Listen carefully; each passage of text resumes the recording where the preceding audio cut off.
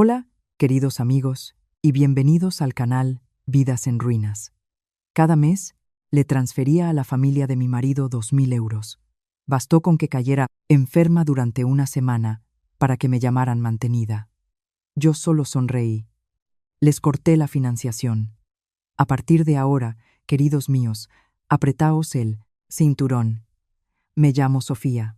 Incluso ahora, cuando recuerdo aquel día, todavía se me corta la respiración, como si alguien me apretara la garganta.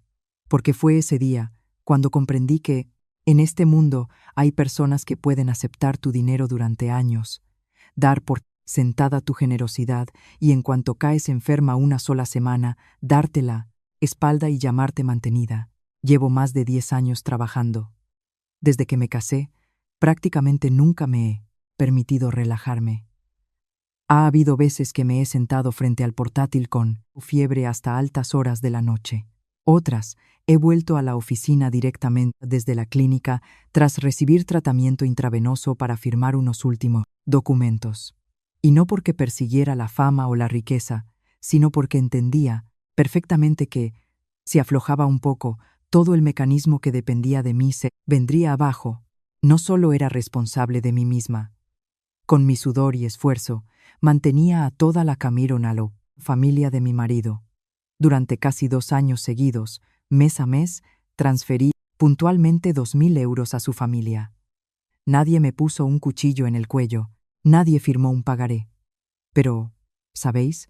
Había una extraña regularidad en todo esto. Cada día 5 del mes, el teléfono de mi suegra, Isabel, se iluminaba en el momento más oportuno. A veces, preguntaba con indirectas. Sofía, cariño, este mes estás tan ocupada, no te habrás olvidado de nada. Otras veces era mi cuñada Lucía la que escribía.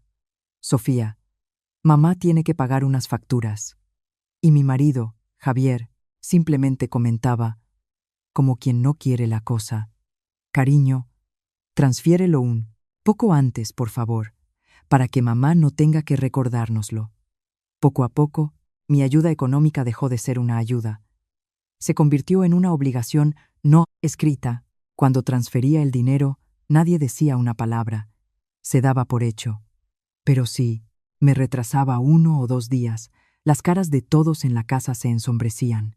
Había meses en los que, agotada por el cansancio, nada más terminar una reunión, abría la aplicación del banco, hacía la transferencia y me quedaba sentada en el coche, a solas, suspirando profundamente. Pero en aquel entonces todavía me convencía a mí misma. Bueno, ¿qué se le va a hacer? Somos una familia. Si tengo la posibilidad, debo compartir. Lo importante es que haya paz y tranquilidad en casa, y así fue hasta esa semana en la que caí realmente enferma. No fue un resfriado común de un par de días, sino un agotamiento total después de varias semanas, trabajando al límite de mis fuerzas. Tenía fiebre alta, el cuerpo me dolía, y el médico insistió en que me tomara una baja de al menos una semana si no quería desmayarme en plena oficina. Tumbada en la cama, sentía que la cabeza me daba vueltas y mis brazos y piernas parecían de algodón.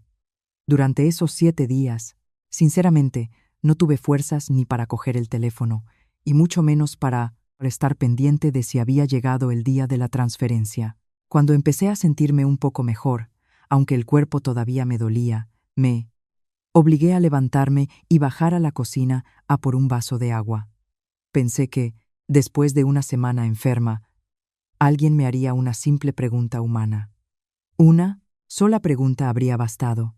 Algo como, ¿estás mejor, hija? ¿O cómo te encuentras, cariño? Pero no. Apenas me acerqué al salón, escuché la voz de mi suegra, alta, clara, mordaz y afilada como un cuchillo.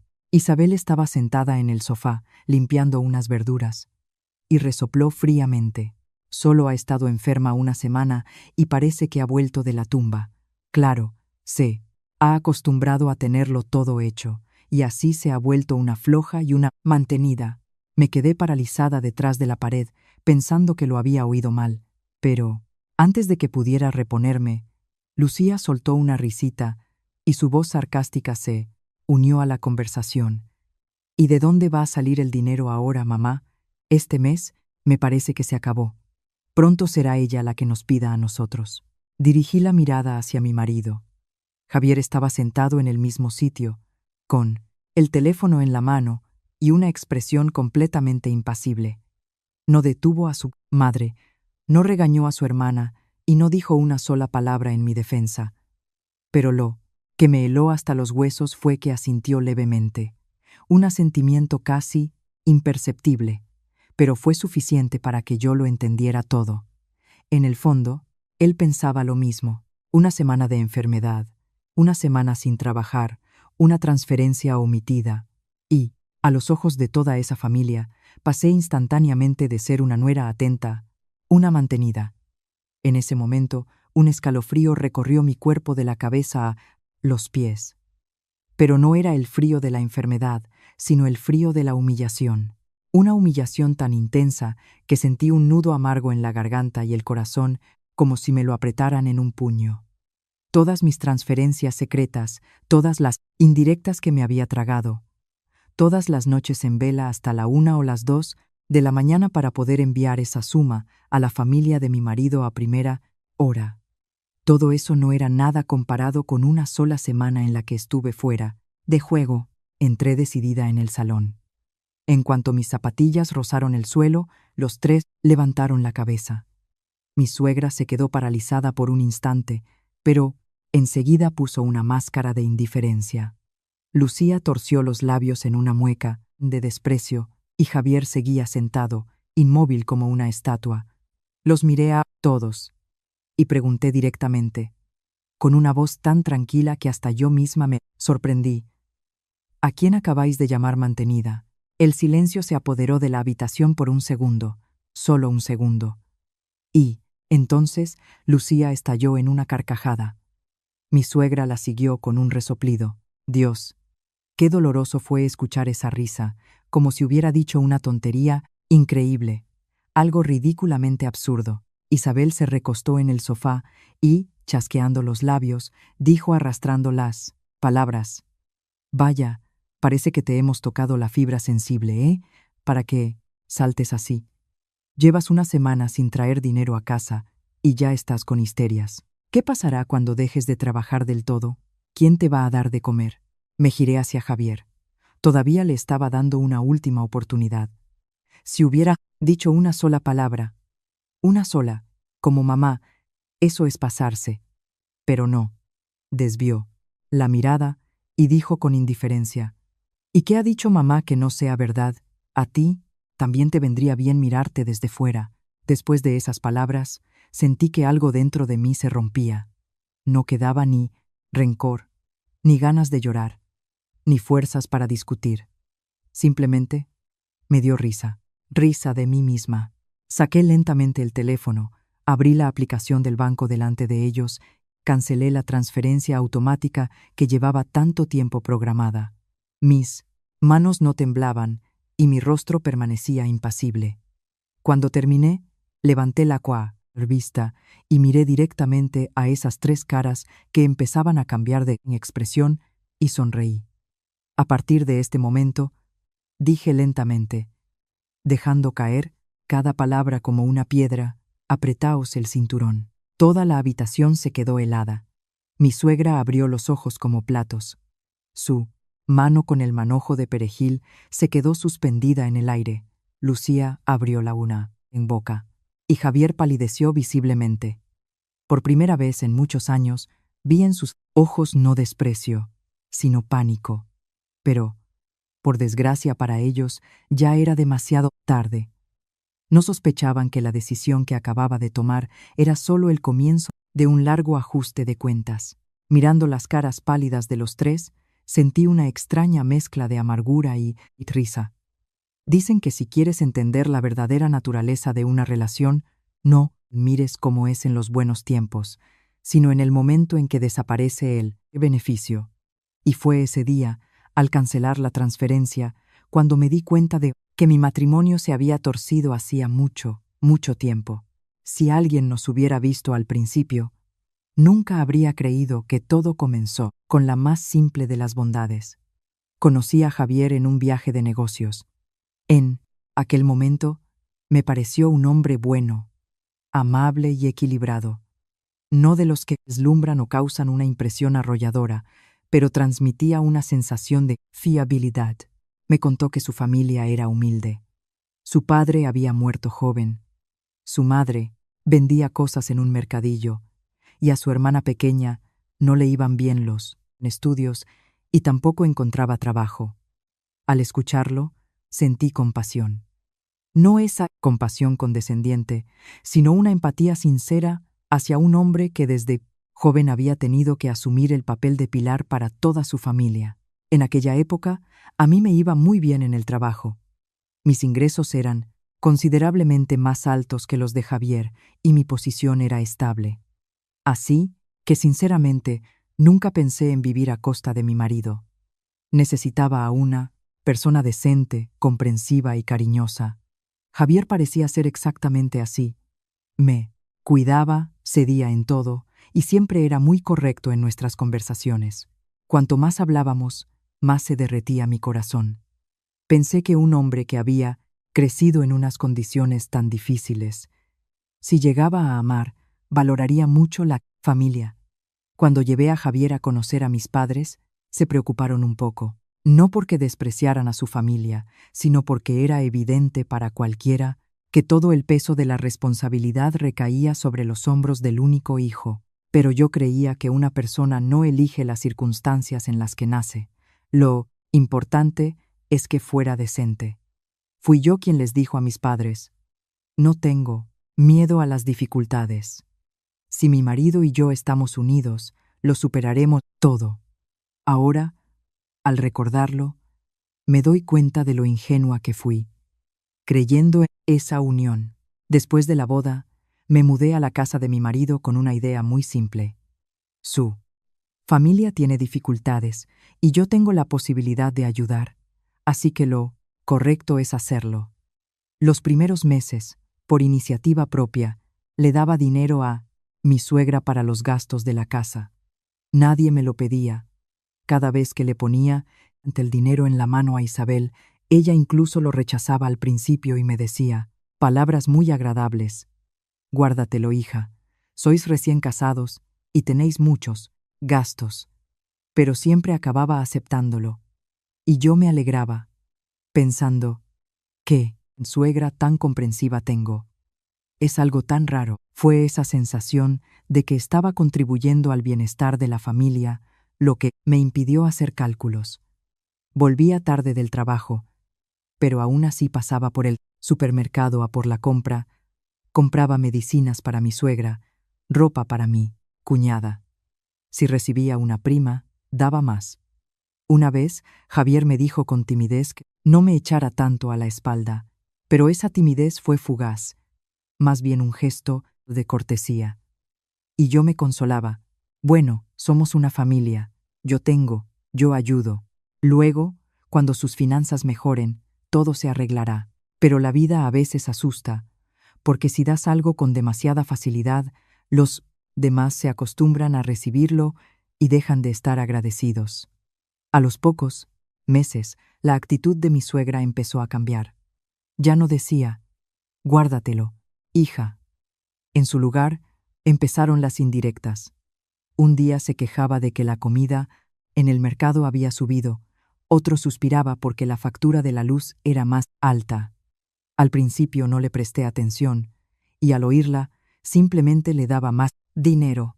Poco a poco, mis aportaciones económicas dejaron de ser una ayuda y se convirtieron en algo rutinario. Javier también fue cambiando muy lentamente, tan lentamente que en aquel momento no me di cuenta. Justo después de la boda, solía decir que se esforzaría, que buscaría un segundo trabajo para que yo estuviera más desahogada. Pero con el tiempo, esas palabras fueron disminuyendo. Se acostumbró a que, si faltaba algo en casa, yo lo cubriría. Si su madre necesitaba dinero para comprar mercancía, yo lo cubriría. Si su hermana necesitaba dinero para un curso, yo lo cubriría. A veces decía que en el trabajo había mucha presión que le retrasaban el sueldo y yo, de nuevo, encontraba la solución por mi cuenta. Todo iba tan rodado que nadie, incluyéndome a mí, veía nada extraño en ello. Lucía, mi cuñada, al principio sabía decir palabras dulces. Me pedía dinero para cursos, y yo se lo daba. Decía que necesitaba un ordenador, y también se lo daba. Luego, de repente, decidió dejar los estudios y montar un negocio. Yo me opuse, y ella se ofendió. Mi suegra la defendió. Vamos, es joven, deja que lo intente. Al final, el dinero lo volví a poner yo. Su pequeña tienda funcionó unos meses y quebró. Lucía lloraba. Isabel suspiraba. Javier callaba. Y a mí me tocó arreglar el desastre. Un día, después de transferir una gran suma para pagar las deudas del fallido negocio de Lucía, me quedé mucho tiempo sentada en el coche, sin ganas de subir a casa. Estaba cansada, realmente cansada.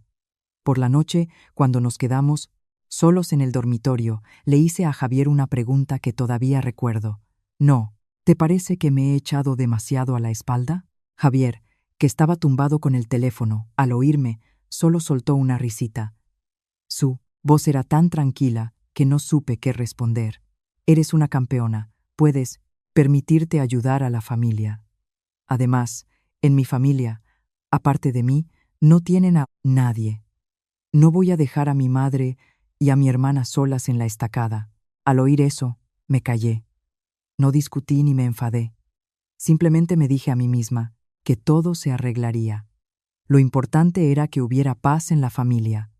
Lo importante era aguantar un poco más, y mis esfuerzos serían valorados. Pero no, sospechaba que mi ayuda voluntaria en ese momento ya se estaba convirtiendo en una trampa.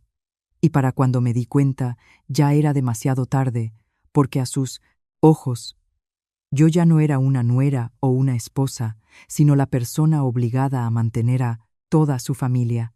Después de esa conversación con Javier, no discutí. No porque le diera la razón, sino porque me obligué a creer que simplemente estaba dividido entre su madre, su esposa, y que le resultaba difícil. Pensé que un hombre que había crecido en esas condiciones estaba acostumbrado a poner a su madre y a su hermana en primer lugar. Lo importante era que no fuera cruel conmigo, que le quedara al menos poco de afecto conyugal y que el resto se arreglaría con el tiempo.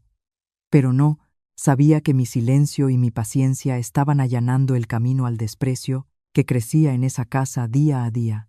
Aproximadamente un año después de la boda, las sumas que daba a la familia de mi exmarido dejaron de ser pequeñas. Al principio eran unos pocos euros para la compra, luego 50 o 100, y después crecieron hasta 200 o 300. Ya ni recuerdo cómo ocurrió. Todo sucedió de forma tan natural que desde fuera podría parecer algo normal en una familia. Solo yo, viviendo dentro de esa situación, sentía que con cada aumento de la suma, la actitud de quienes la recibían se enfriaba un grado. Al principio, después de cada transferencia, mi suegra me enviaba un mensaje corto. Recibido, hija, cuídate, o bueno. Con esto para este mes llega, pero, con el tiempo, incluso esas palabras desaparecieron. Fueron reemplazadas por preguntas cortas y directas, como si estuvieran comprobando la llegada de un pago más. ¿Has hecho la transferencia este mes? ¿O el dinero llegará hoy? No seguro. A veces, ya el día 3, mi teléfono empezaba a sonar. Una vez, estaba en una reunión y al salir, vi 3 llamadas perdidas de Isabel y un mensaje de Lucía. Sofía, mamá está esperando. Esa palabra esperando a primera vista inofensiva, con la repetición constante se volvió insoportablemente pesada. Tenía la sensación de que ya no ayudaba voluntariamente, sino que estaba obligada a pagar una especie de cuota. Intentaba calmarme, pensando que una persona mayor no mide sus palabras, que simplemente se ha acostumbrado a hablar así. Pero cuanto más tiempo vivía con ellos, más claro entendía que no era una costumbre. Simplemente, en su mente, él dinero que yo les daba se había convertido en algo tan natural como la electricidad en el enchufe o el agua del grifo. Luego empezaron las comparaciones. Y sabéis, en una familia, la comparación es lo que, de forma sutil pero más rápida, mata el alma. Una vez, durante la cena, Isabel le puso a Javier un trozo de pescado en el plato y, como quien no quiere, la cosa, soltó. Pues la nuera de María, la del primero, le da a su suegra 400 euros cada mes, y sin que se lo tengan que recordar. Yo estaba sentada enfrente, y mi mano con el tenedor se quedó suspendida en el páreta, aire. No me miraba, seguía hablando como si fuera una simple conversación trivial. Pero, ¿quién dudaría de a quién iba dirigida esa indirecta? En otra ocasión, cuando vinieron unos parientes de visita, volvió a decir, sonriendo, «Las nueras de ahora ganan bien, es verdad, pero muchas se lo llevan todo para sus propios padres, y a la familia del marido les cuesta hasta pedirles algo». Después de esas palabras, todos los presentes se giraron y me miraron. Tuve que sonreír, servirles té a todos, ofrecerles galletas, como si no hubiera oído nada. Pero por dentro, todo se me encogió. Nunca había guardado el dinero para mí, dejando a la familia de mi marido a su suerte. Al contrario, pero solo, porque no daba tanto como ellos querían. Ya me estaban llamando indirectamente egoísta y desagradecida. En cuanto a Lucía, mi cuñada, cambió muy rápido.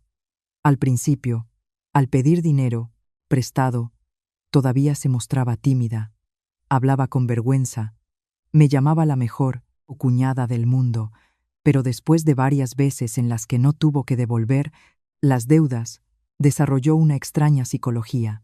Decidió que yo estaba obligada a ayudarla hasta el final. La tienda que abrió con mi dinero quebró.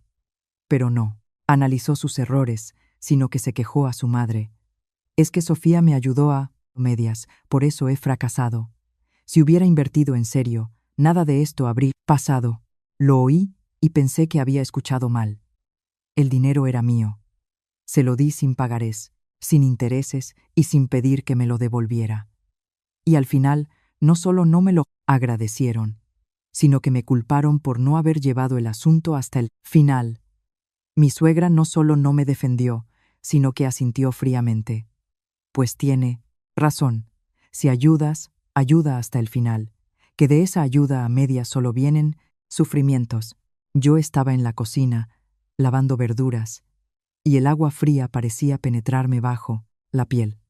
En ese momento ya no sabía qué sentía, tristeza, rabia o decepción. Pero lo más doloroso no eran las palabras de mi suegra o mi cuñada, sino la actitud de Javier.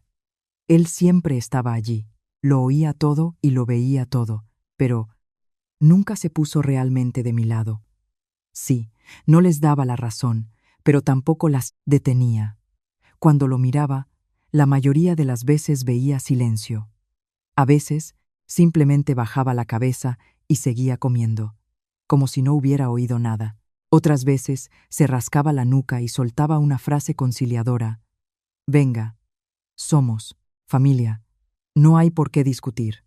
Esa frase, a primera vista, llamaba a la paz, pero en realidad, una y otra vez me ponía en la posición de la que debía ceder, mientras que los demás no perdían nada. Poco a poco, empecé a comprender una amarga verdad. A sus ojos, yo no era simplemente una nuera o una cuñada. Era una fuente de dinero, un lugar del que se podía coger cuando se necesitaba, una persona que debía trabajar duro y ganar bien, mientras que mis sentimientos, mi cansancio, mis ofensas, no le importaban a nadie. Esa sensación no llegó en un día. Se fue filtrando en mí gota a gota, como el agua a través de una pared. Al principio era una pequeña mancha de humedad, y, cuando me di cuenta, toda la pared ya estaba cubierta de marcas. Una vez, retrasé la transferencia 3 días a propósito, no para poner a prueba a nadie, sino simplemente porque en el trabajo tenía un lío tremendo. Salía temprano por la mañana, volvía tarde por la noche y tenía la cabeza llena de informes y negociaciones. Al segundo día de retraso, Llamó Isabel. Yo estaba en una reunión y no pude contestar. Una hora después, volvió a llamar 2 veces. Cuando encontré un minuto, salí al pasillo y le devolví la llamada. Su voz ya era abiertamente irritada, sin rastro de la dulzura de antes. ¿Qué estás haciendo? ¿Que no puedo localizarte? Le dije sinceramente. Estos últimos días tengo muchísimo trabajo, estoy hasta arriba. Por la noche lo soluciono todo. Pensé que con eso bastaría, pero ella cortó en seco y cada palabra me golpeaba en la cara. Los asuntos son los asuntos. Pero el dinero para esta familia no es algo que se pueda dar cuando a una le apetezca. Me quedé helada en medio del pasillo de la oficina. A mi alrededor, la gente pasaba, la impresora hacía ruido, las puertas se abrían y cerraban. Pero yo no oía nada más que esa frase, el dinero para esta familia. Resulta que, en su mente, el dinero que yo daba cada mes ya se había convertido, desde hacía mucho, en el dinero de su familia, y yo era solo la mensajera que estaba obligada a entregarlo a tiempo. El más mínimo retraso, y ya era culpable. Se me hizo un nudo en la garganta. Quería preguntar, quería decir que ese era el dinero que yo ganaba, que ayudaba por buena voluntad, no por obligación. Pero al final, me tragué esas palabras. Dije, de acuerdo, por la noche lo transfiero, y colgué. Esa noche, efectivamente, transferí el dinero. Volví a ignorar la situación, volví a decirme a mí misma que quizás mamá no estaba de buen humor y se había desahogado. Seguí dando dinero por costumbre, como un autómata que primero produce y luego distribuye. Pero después de esa llamada, algo dentro de mí cambió irreversiblemente. Empecé a sentir ansiedad, a sentir cómo no me valoraban, y cada vez que abría la aplicación del banco no sentía la alegría de poder ayudar, sino la sensación de estar pagando una deuda anónima. Sabía que algo iba mal. Evidentemente, algo iba muy mal. Pero en ese momento, todavía, cerraba los ojos, porque no tenía el valor de admitir que mi bondad simplemente estaba siendo utilizada y dada por sentada. Después de esa conversación telefónica, mi ingenuidad se evaporó. Empecé a fijarme más en cómo me miraban, cómo me hablaban y qué esperaban de mí en la familia de mi marido. Y cuanto más observaba, más clara veía la amarga verdad. Mi bondad no ablandaba sus corazones, solo avivaba su codicia. A partir de ese momento, los conflictos en casa dejaron de ser pequeñas indirectas y empezaron a manifestarse en cada cena, en cada conversación, en cada mirada. Fue precisamente en esa época cuando mi carrera despegó. Me asignaron un proyecto importante y mi sueldo y mis primas aumentaron considerablemente.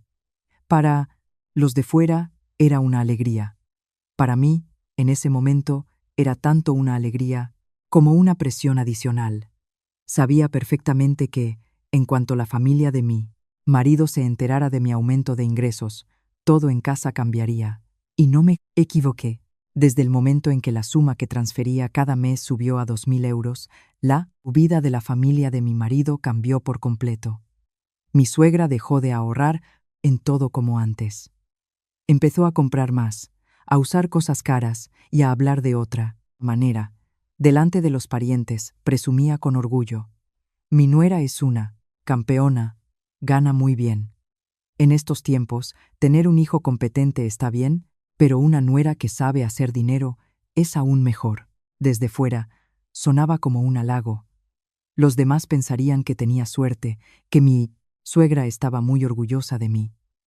Pero en cuanto se cerraba la puerta, ese tono dulce cambiaba de inmediato. Una vez volvió de una boda, radiante de alegría, porque se había sentado en la misma mesa que unos parientes importantes. Al entrar en casa, se sentó en el sillón, cogió una taza de té y, como quien no quiere la cosa, soltó. Si ganas mucho, tienes que pensar en la familia de tu marido como corresponde. La gente se da cuenta de todo.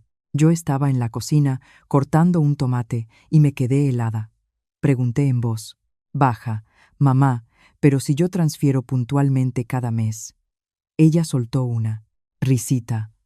Puntualmente es una cosa, pero que corresponda con lo que ganas es otra, muy distinta. Desde que empecé a darles dinero, toda la familia parecía haber olvidado su valor. Los gastos que antes se discutían, ahora se resolvían por defecto con mis fondos. Y de Lucía ni hablemos. Después del fracaso con la tienda, pensé que me escarmentaría, que sería más prudente, pero no. Cambiaba el concepto, cambiaba el local, cambiaba lo que fuera, pero siempre volvía con la misma cantinela. Sofía, invierte en mí una vez más. Esta vez seguro que lo recupero todo. Si no, aceptaba de inmediato.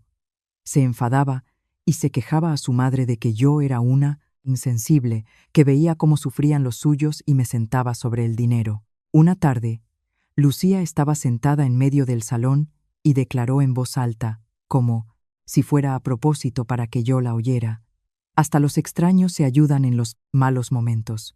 No digamos ya la familia. Y ella gana en un mes lo que otros en a un año. Pero se comporta como si esos 2000 € fueran una fortuna.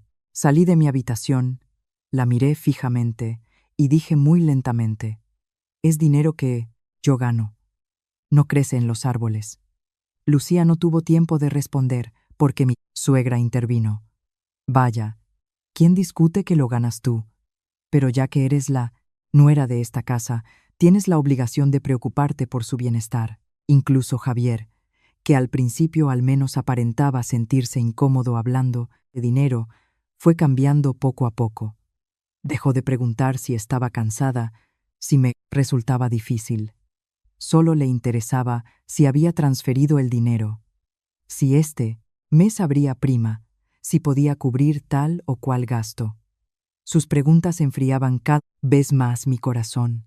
Una vez, cuando volví de un viaje de negocios, agotada hasta el extremo, él ya me estaba esperando en la habitación y me dijo que su madre iba a hacer obras en la cocina y si podía transferirle una suma adicional.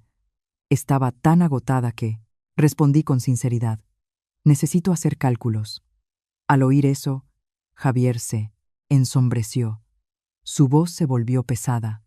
Si ganas dinero, debes preocuparte primero por mi familia. Es el deber de una esposa no sentarte sobre el dinero y decir que es tuyo. Esas palabras me dejaron paralizada. Miré al hombre que tenía delante y vi a un extraño.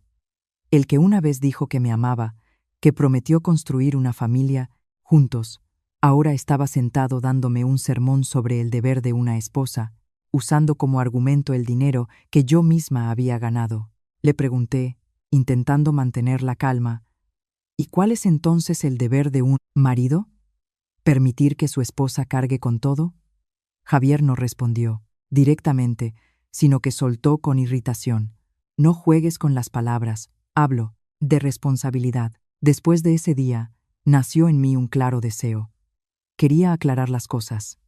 No para exigir que me devolvieran el dinero o empezar a contar céntimos, sino porque sentía que si permitía que esta situación nebulosa continuara, un día, ni yo misma sabría si estaba cuidando de la familia o simplemente alimentándola, costumbre de vivir a costa de otros.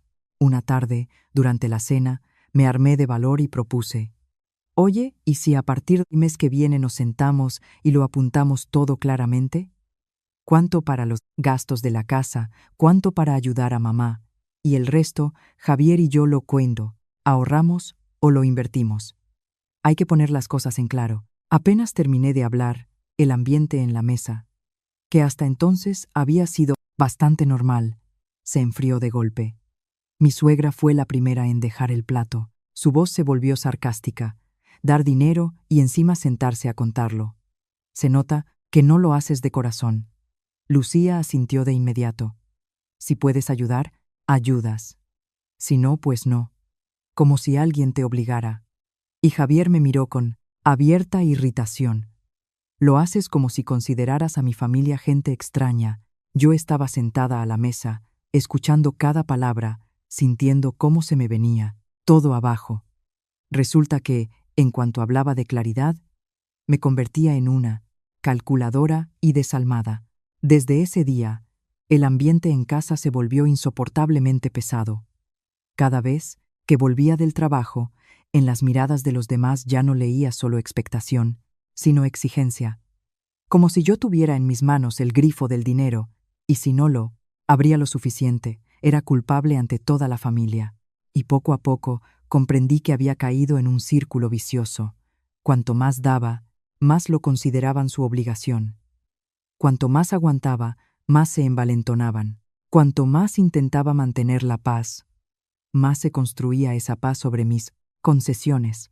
A veces, por la noche, yacía junto a mi marido, escuchando su respiración, acompasada, como si no tuviera ninguna preocupación, y miraba a la oscuridad, preguntándome, ¿desde cuándo vivo en una casa donde todo mi valor se mide por una sola cosa, el dinero? Ya entonces empecé a tener miedo. No miedo a la pobreza o a perder dinero, sino porque empecé a sentir claramente que esta familia me veía más como un recurso financiero que como una persona. Pero incluso con estos pensamientos pesados, no podía imaginar que lo que sucedería a continuación sería mucho peor de lo que podía imaginar. Esa vaga sensación de miedo me persiguió durante varios días. Iba a trabajar, participaba en reuniones, firmaba documentos, me reunía con clientes, como de costumbre, pero sentía un peso en el alma. Presentía que algo iba a pasar, pero no esperaba que la gota que colmaría el vaso fuera el momento en que mi cuerpo estaría al límite, mi espíritu debilitado, y cuando más necesitaría en el mundo, un simple cuidado humano. En ese período, en el trabajo hubo un estrés sin precedentes. Prácticamente vivía entre documentos. Salía temprano por la mañana, volvía tarde por la noche y me volvía a sentar frente al ordenador. Un día, en plena reunión, se me nubló la vista, el corazón se me aceleró y las manos y los pies se me quedaron helados. Mis compañeros tuvieron que sacarme de la sala e insistir en que fuera a un médico. El médico, tras ver los resultados de los análisis, negó con la cabeza y dijo que tenía un agotamiento total, fiebre por exceso de trabajo y que necesitaba una baja de al menos una semana.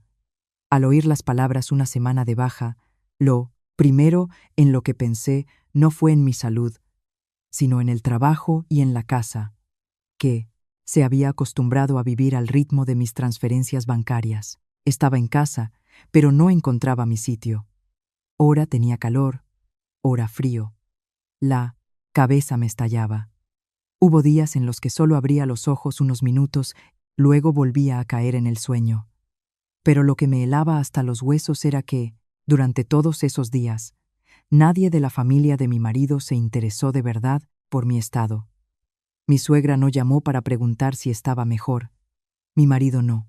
Se sentó a mi lado, ni me tocó la frente, como haría un esposo cariñoso.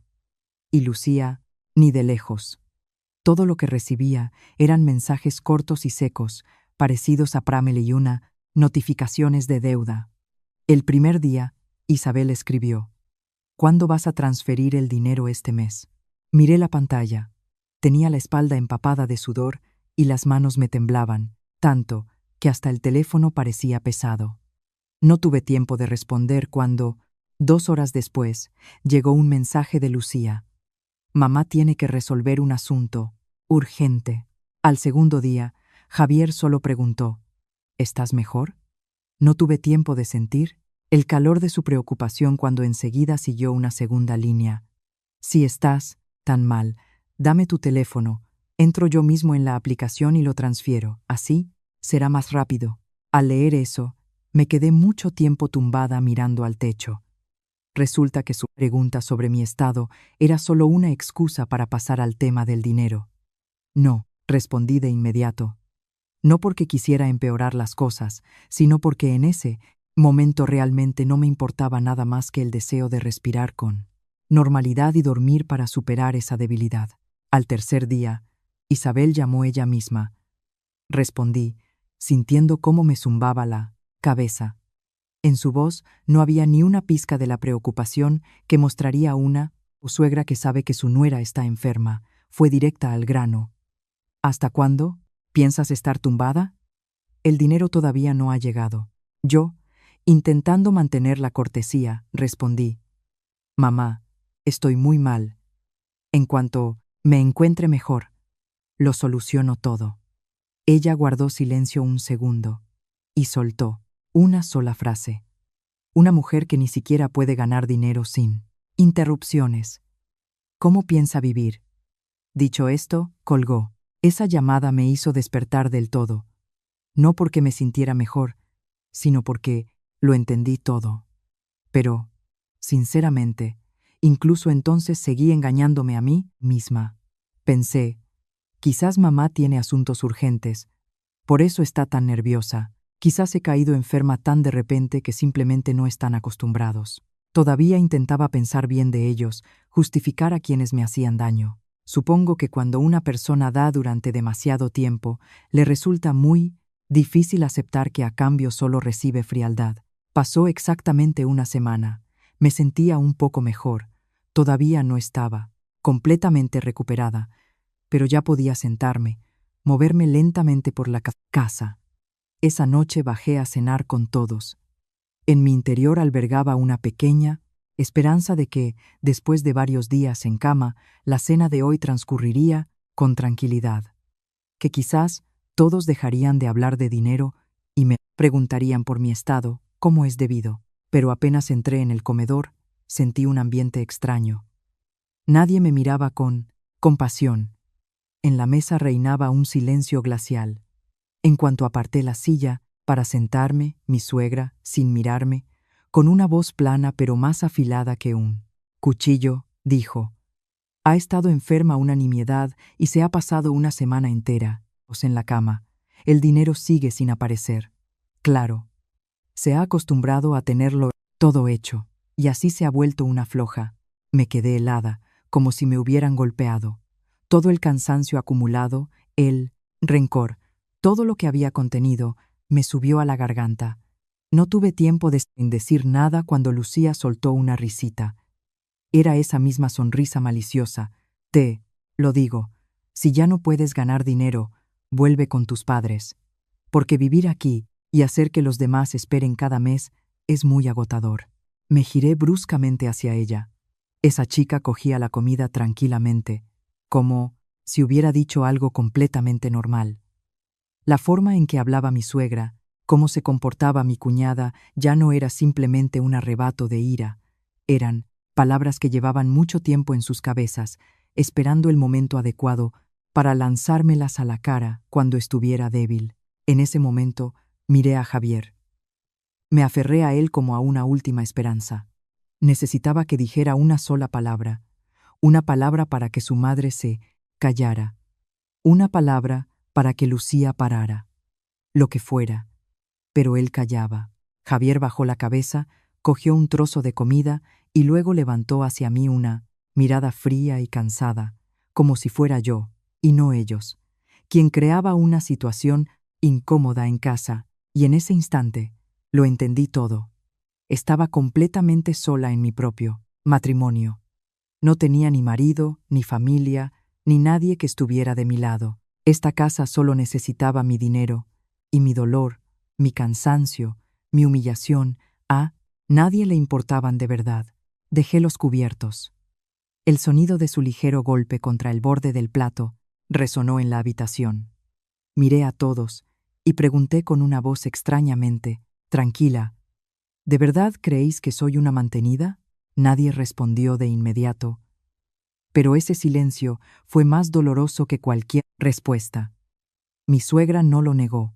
Lucía torció los labios. «¿Y Javier?».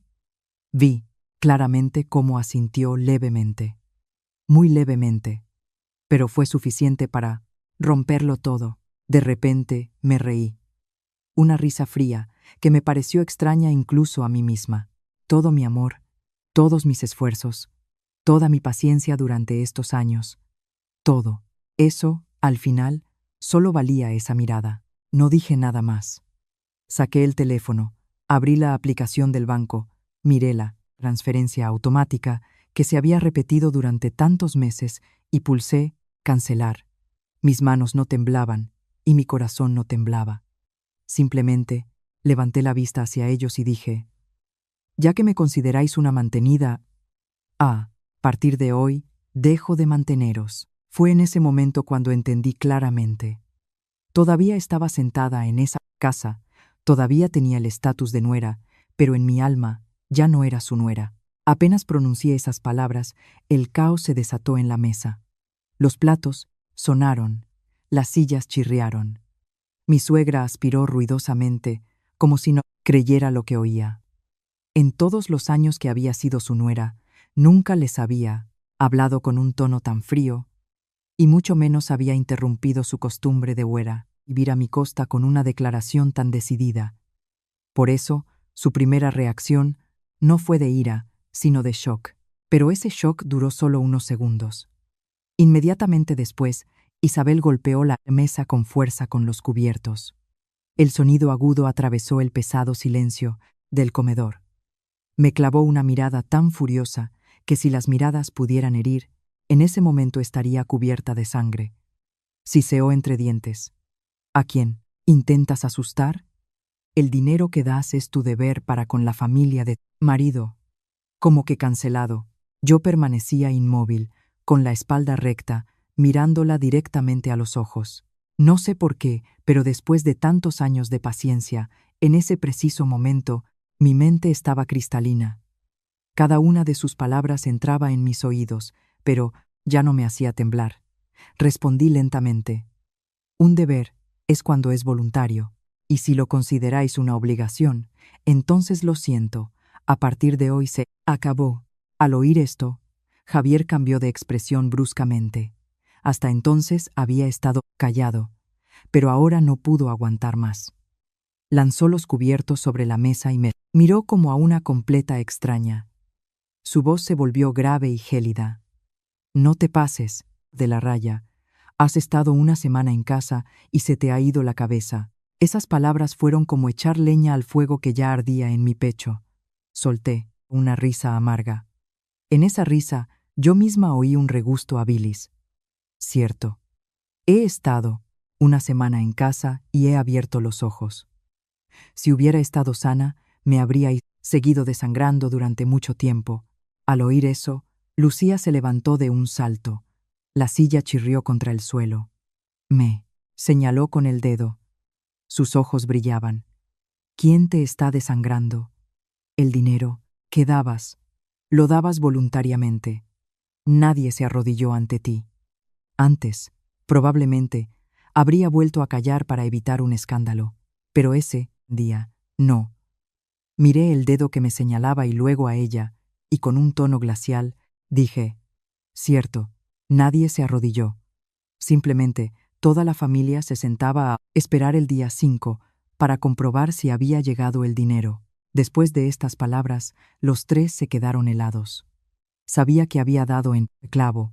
No les enfadaba que les respondiera, sino que hubiera dicho en voz alta la verdad que todos sabían pero temían nombrar. Mi suegra, al darse cuenta, cambió de táctica inmediatamente. Pasó de la agresión a la ofensa, interpretando magistralmente el papel de persona traicionada. Se recostó en la silla, se dio una palmada en la rodilla y empezó a lamentarse. He criado a una serpiente en mi seno, tantos años considerándote una hija, y me has traicionado más rápido de lo que se le da la vuelta a una tórtila. Me dio una risa dolorosa. ¿Considerándome una hija? Si de verdad me hubiera considerado una hija, nadie habría preguntado primero por el dinero cuando un hijo está enfermo. Nadie habría llamado mantenida a un hijo recién recuperado, pero ya no quería discutir más con ella. Discutir con gente que está acostumbrada a recibir y no sabe agradecer es solo agotarse a una misma.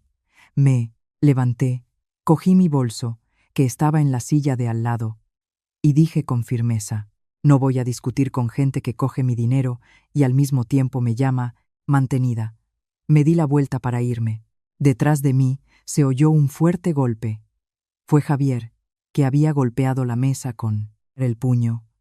Me gritó a la espalda. Su voz era tan furiosa que se le hincharon las vendas del cuello. Sofía, si sales de esta habitación ahora, no te quejes si dejo de tenerte en cuenta. Me detuve un segundo. Esas palabras enfriaron aún más mi corazón. Tener en cuenta. Resulta que, incluso en un momento así, él pensaba en quién tenía en cuenta a quién, y no en por qué habían llevado a su esposa a ese estado. No me di la vuelta, solo lancé por encima del hombro. Fuisteis vosotros los primeros en dejar de tenerme en cuenta. Y me dirigí directamente a mi habitación. Solo al cerrar la puerta detrás de mí, me di cuenta de que tenía las manos heladas. Todo mi cuerpo temblaba, no de miedo, sino de que la tensión acumulada durante años finalmente había salido. Me senté en el borde de la cama y respiré profundamente durante un rato, pero el pecho seguía oprimiéndome. Abajo, en el comedor, se oía el sonido de los platos, pasos, los gritos de mi suegra, los comentarios sarcásticos de Lucía y la voz de Javier. Todo se mezclaba en un zumbido caótico. Esta casa se había acostumbrado durante mucho tiempo a mí. Silencio, y en cuanto dejé de callar, perdieron el equilibrio de inmediato. Después de un rato, todo se calmó abajo. Pensé que se habían tranquilizado. Pero, tarde en la noche, cuando las luces de la casa ya estaban apagadas, oí, claramente, cómo los tres estaban sentados en el salón hablando. La voz de mi suegra, chirriante y enfadada, se colaba por debajo de la puerta. Está siendo terca, hay que darle una lección. Lucía asintió de inmediato. Su voz era más baja, pero llena de malicia. Y Javier guardó silencio unos instantes, y luego dijo con una voz grave y pesada, que me dio aún más miedo que sus gritos. Ya sé, me ocurrirá algo. Yacía en la cama con los ojos abiertos, mirando a la oscuridad. Por primera vez, en mi vida, sentí que no solo vivía con gente codiciosa, sino con adversarios que habían empezado a considerarme un obstáculo. No se detendrían en insultos y reproches. Cuando una casa, acostumbrada a vivir del dinero ajeno, se ve privada, de repente de esa fuente, instintivamente empieza a luchar. Y los instintos de la codicia nunca son limpios. Esa noche apenas dormí. Estuve atenta a cada ruido, al silbido del viento fuera de la ventana, al lento y pesado latido de mi propio corazón. Sabía que mi órdago financiero era solo el primer golpe y que su contraataque sería mucho más sucio. A la mañana siguiente volví a ir a trabajar. Todavía no me había recuperado del todo. Me picaba la garganta y la cabeza se me llenaba de plomo de vez en cuando, pero sabía que no podía seguir en la cama. Necesitaba salir de esa casa para tomar aire, ordenar mis pensamientos y no ver esas tres caras que me miraban, como a una criminal, solo porque había dejado de mantenerlos. Pero apenas llegué a la oficina y me senté en mi escritorio, mi teléfono en el bolso empezó a vibrar sin parar. Lo saqué y vi 12 llamadas perdidas de mi suegra y toda una serie de mensajes. Lucía, vuelve a casa inmediatamente. Has hecho que mamá se desmaye. ¿Tienes algo de humana? Antes de que pudiera entender qué estaba pasando, llegó un mensaje de Javier, corto, frío y autoritario. Si quieres montar un escándalo, vuelve a casa y lo arreglamos. Miré esas palabras, lo arreglamos, y sentí a la vez amargura y risa. Resulta que, después de todo lo que había pasado, según ellos, la que tenía que arreglarlo era yo. No mi suegra, que me había llamado mantenida. No mi cuñada, que me echaba a casa de mis padres. No mi marido, que se había sentado como una estatua mientras humillaban a su esposa, sino yo, la que había dejado de dar dinero. Esa era la que había montado un escándalo. No respondí a nadie. Apagué la pantalla, puse el teléfono boca abajo y decidí que lo arreglaría todo después del trabajo. Pero durante todo el día no encontré mi sitio. La intuición me decía que en casa me esperaba una escena preparada de antemano. Por la noche, cuando entré en la urbanización, vi varios coches extraños aparcados cerca de nuestra casa. Al entrar en el salón, me di cuenta de que no me había equivocado. El ambiente en la casa estaba electrificado. Mi suegra estaba tumbada en el sofá con una toalla en la frente, con una mano en el corazón y la otra agarrada al reposabrazos. A su lado estaban sentados varios parientes de Javier. Todos tenían caras serias, como si se hubieran reunido para un juicio. Apenas entré, Isabel se levantó de un salto, como un resorte. Su aspecto moribundo se desvaneció al instante. Me señaló con el dedo y gritó con una ofensa teatral: «Mirad todos. Aquí la tenéis, la nuera moderna. Corta él. Dinero, le falta al respeto a su suegra. Quiere llevarme a la tumba». No tuve tiempo ni de quitarme los zapatos cuando una de las tías intervino con su voz cortante como un hacha: «Si la nuera es una maleducada, hay que echarla, no aguantarla». Nunca he visto que nadie se suba así a la chepa de su suegra. Una sola mirada fue suficiente para que lo entendiera todo. No era una conversación familiar. Era un teatro montado para hacerme agachar la cabeza, invitar a los parientes como testigos, simular un ataque al corazón de la suegra por culpa de una nuera desagradecida y hacerme retroceder por vergüenza. Sí y no, iban a detenerse en insultos. Estaban tendiendo una trampa. Y la primera trampa era hacerme quedar como la culpable ante toda la familia. Miré a Javier. Estaba sentado en el centro de la habitación, con una expresión gélida, las manos entrelazadas, sin una sombra de vergüenza o incomodidad. Esperando una pausa, dijo con una voz lenta y que helaba los huesos: «Hoy te disculparás con mamá, reanudarás los pagos y consideraremos que este incidente no ha ocurrido». Al oír eso, no podía creer lo que escuchaba. Resulta que todo este espectáculo de lloros, de llamar a los parientes, todo era por una sola palabra: dinero. Me reí. No una risa alegre, sino la risa de alguien que ha visto la verdadera cara de quienes una vez llamó familia. Me quedé en medio del salón, recorrí con la mirada las caras que esperaban mi arrepentimiento y pregunté directamente, lo suficientemente alto para que nadie pudiera fingir que no lo había oído: ¿Habéis llamado a los parientes para juzgarme o para reclamar vuestros 2.000 euros? Con esa pregunta, todos en la habitación se quedaron helados por unos segundos. La primera en reaccionar fue mi suegra. Abrió los ojos como platos y chilló: «No necesito tu dinero». No discutí. Abrí la aplicación del banco en mi teléfono y repasé el historial de transferencias de los últimos 18 meses. Luego levanté la pantalla, se la mostré a los parientes y mirando directamente a Isabel dije: «No lo necesitas, pero lo has recibido puntualmente cada mes, como un sueldo». «¿Qué postura tan extraña, mamá?». Los parientes sentados a su lado empezaron a mirarse entre ellos.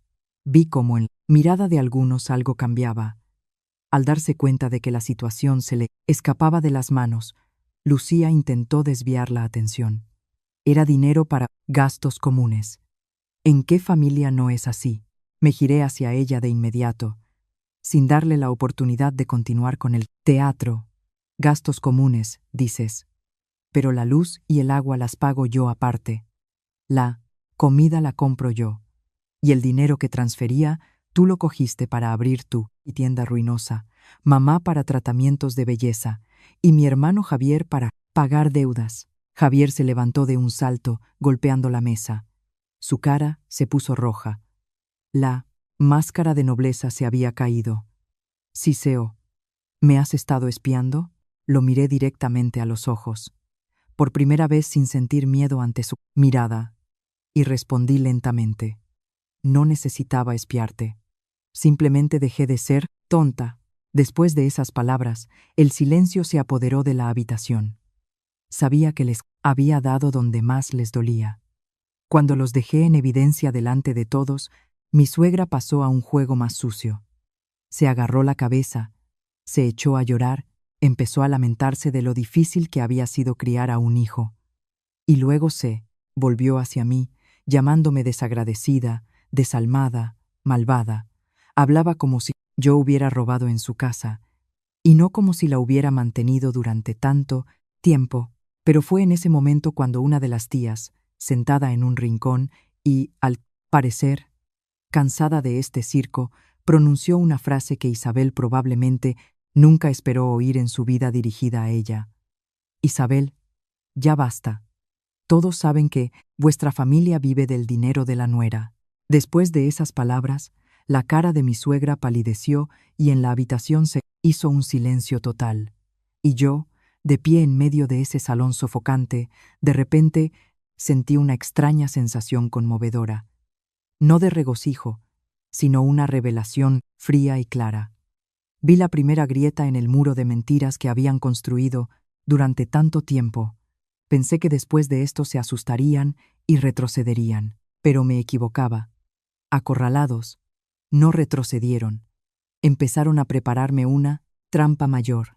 Después de ese día, cuando reunieron a los parientes para hacerme agachar la cabeza, supe que no se detendrían ahí.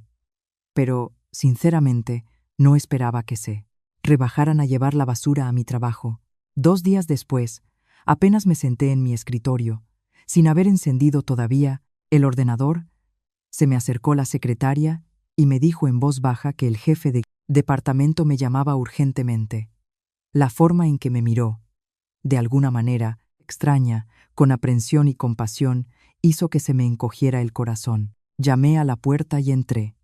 Mi jefe, un hombre tranquilo y sereno, rara vez llamaba a los empleados para una conversación personal sin un motivo de peso. Pero ese día no fue directamente al grano. Me acercó su teléfono, que estaba sobre la mesa. Su voz era contenida, pero su mirada era pesada. «Mire esto». Me incliné y miré. Por un momento, fue como si me hubieran echado un cubo de agua helada. En la pantalla había una publicación anónima en un grupo privado para trabajadores de nuestra zona. Cada palabra estaba impregnada de veneno. Decía que mantenía a un amante, que sacaba dinero de la familia de mi marido para aparentar, creando una imagen de mujer exitosa, mientras que en casa humillaba a mi suegra y no respetaba a mi marido. La publicación iba acompañada de fotos. Una foto de mi coche en la cafetería donde me reunía con clientes. Una foto mía entrando en el vestíbulo de un hotel para firmar un contrato. E incluso capturas de pantalla de varias transferencias bancarias. No completas, pero suficientes para tejer una historia muy sucia. Lo entendí todo de inmediato. Un extraño no se habría tomado tantas molestias ni podría haberme seguido tan de cerca. Además, unas fotos tan cercanas solo podría haberlas hecho alguien de dentro o alguien a quien hubieran contratado. Mi jefe guardó silencio, observando mi reacción, y luego preguntó, igual de contenido: ¿Quiere explicar algo? La empresa no se mete en la vida personal de los empleados, pero esta situación está empezando a dañar nuestra reputación. Escuchaba, y tenía un nudo en la garganta. Humillación, rabia, amargura, todo se mezclaba. Pero sabía que si me derrumbaba ahora, solo empeoraría las cosas.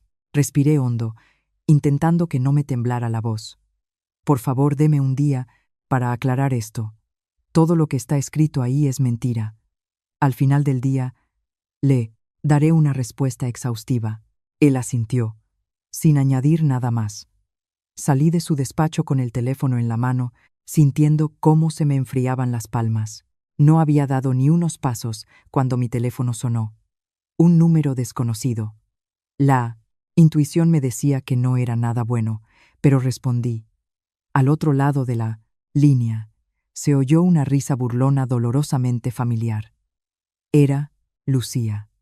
Había cambiado de tarjeta SIM a propósito, pero su voz sarcástica la reconocería entre 1000.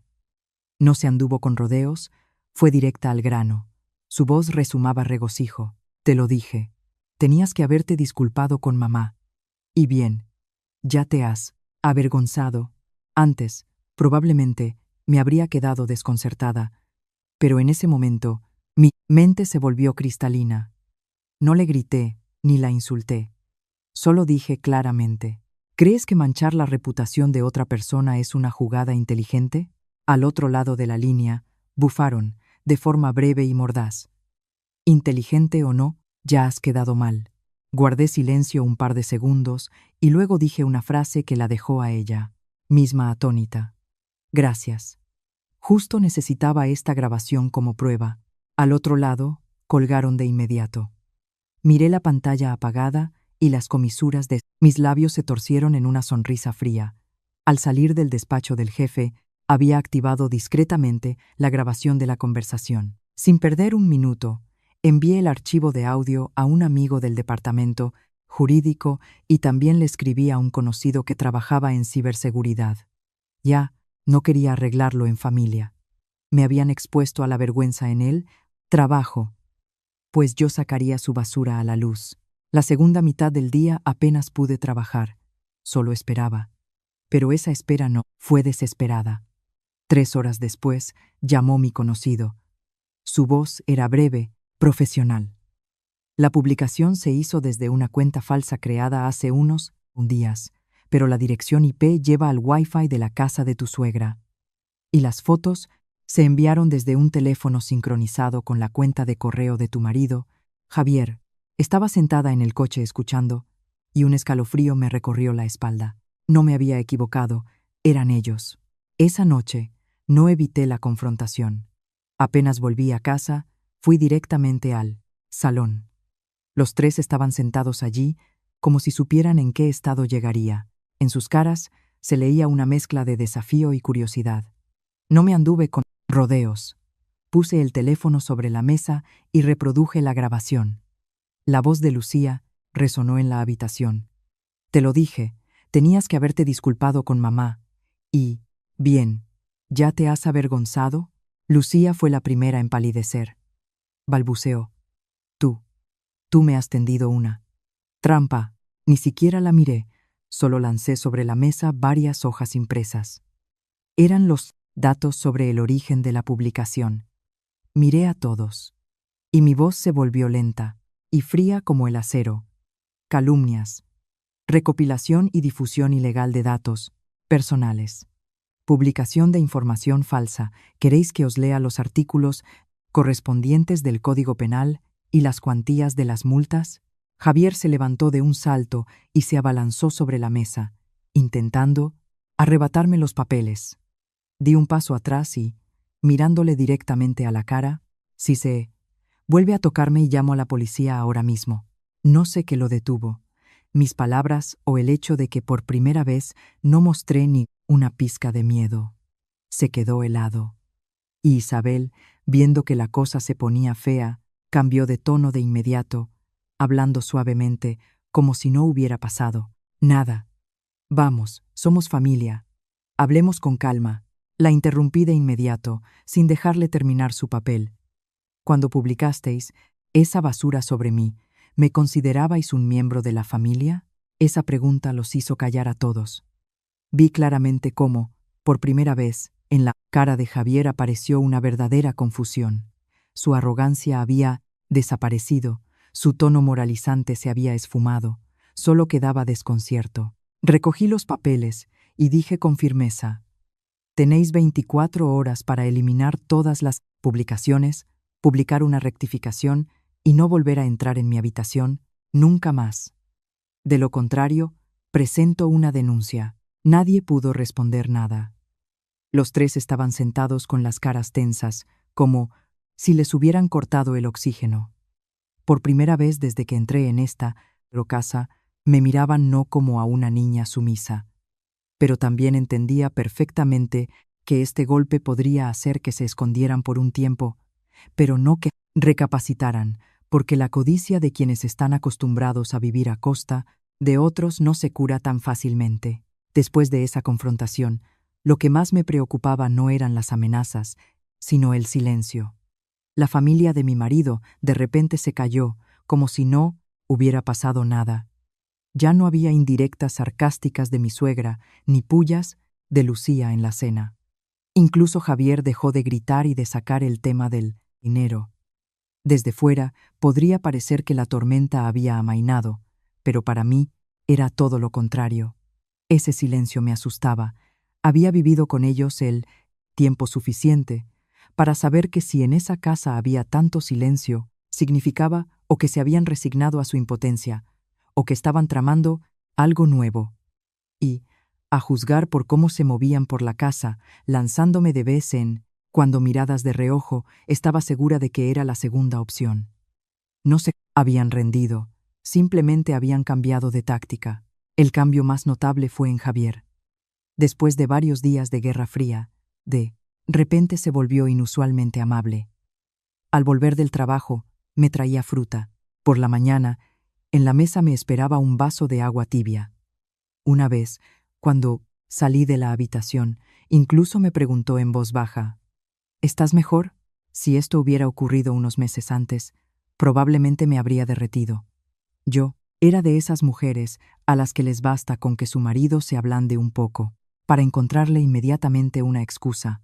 Pero después de todo lo que había pasado, esa ternura tardía no me reconfortaba, sino que me helaba la espalda. Una noche, cuando estaba sentada en el borde de la cama, revisando documentos, Javier entró en la habitación con un plato de sopa caliente. Lo dejó en la mesita de noche, se sentó a mi lado y empezó a hablar en voz baja, con esa misma voz que usaba para derretir el corazón de cualquiera. ¿Y si lo olvidamos todo? Empezamos de cero. Tanto tú como yo estamos cansados de esta tensión. Levanté la vista hacia él. Antes, esas palabras me habrían hecho llorar, pero esa noche, mirando al hombre que había observado en silencio, cómo su madre y su hermana me humillaban, solo veía una nueva máscara hábilmente colocada. No tuve tiempo de responder nada cuando, al día siguiente, mi suegra cambió de tono. Me llamó al salón para tomar un té. Su voz era tan dulce como si nunca me hubiera llamado mantenida. Suspiró, frotándose las rodillas, y dijo: ya soy vieja. Veces en un arrebato puedo decir cosas que no debo. No me guardes rencor, hija. La miré y sentí una extraña sensación. No asombro ni regocijo porque finalmente hubiera cedido, sino cautela, porque una persona como Isabel cambia tan rápido. La que ayer gritaba a toda la casa no puede convertirse al día siguiente en una persona amable y comprensiva, a menos que necesite algo mucho más grande. Fue precisamente este cambio brusco lo que me hizo fijarme más en los detalles, y noté algo extraño. Javier empezó a entrar a menudo en mi despacho, especialmente cuando pensaba que yo no lo veía. Al principio, simplemente buscaba algo en un armario, miraba mi escritorio y salía. Una vez, al salir de la ducha, noté que el cajón del escritorio estaba ligeramente abierto. Otra vez, las carpetas de documentos, que siempre colocaba rectas, estaban movidas. Pequeños detalles a los que en otra situación podría no haber prestado atención. Pero después de todo lo sucedido, no podía ignorarlos. Decidí ponerlo a prueba. Esa noche fingí estar cansada, me acosté antes de lo habitual, y le dije a Javier, a propósito, que tenía mucho sueño y que probablemente me dormiría enseguida. Un rato después de que se apagara la luz, oí cómo se daba la vuelta y luego se levantaba de la cama muy sigilosamente. Me quedé tumbada unos minutos más. Esperé a que todo se calmara en el pasillo. Salí de la cama sin hacer ruido. A hurtadillas en la oscuridad, me acerqué a mi pequeño despacho al final del pasillo. La puerta estaba entreabierta.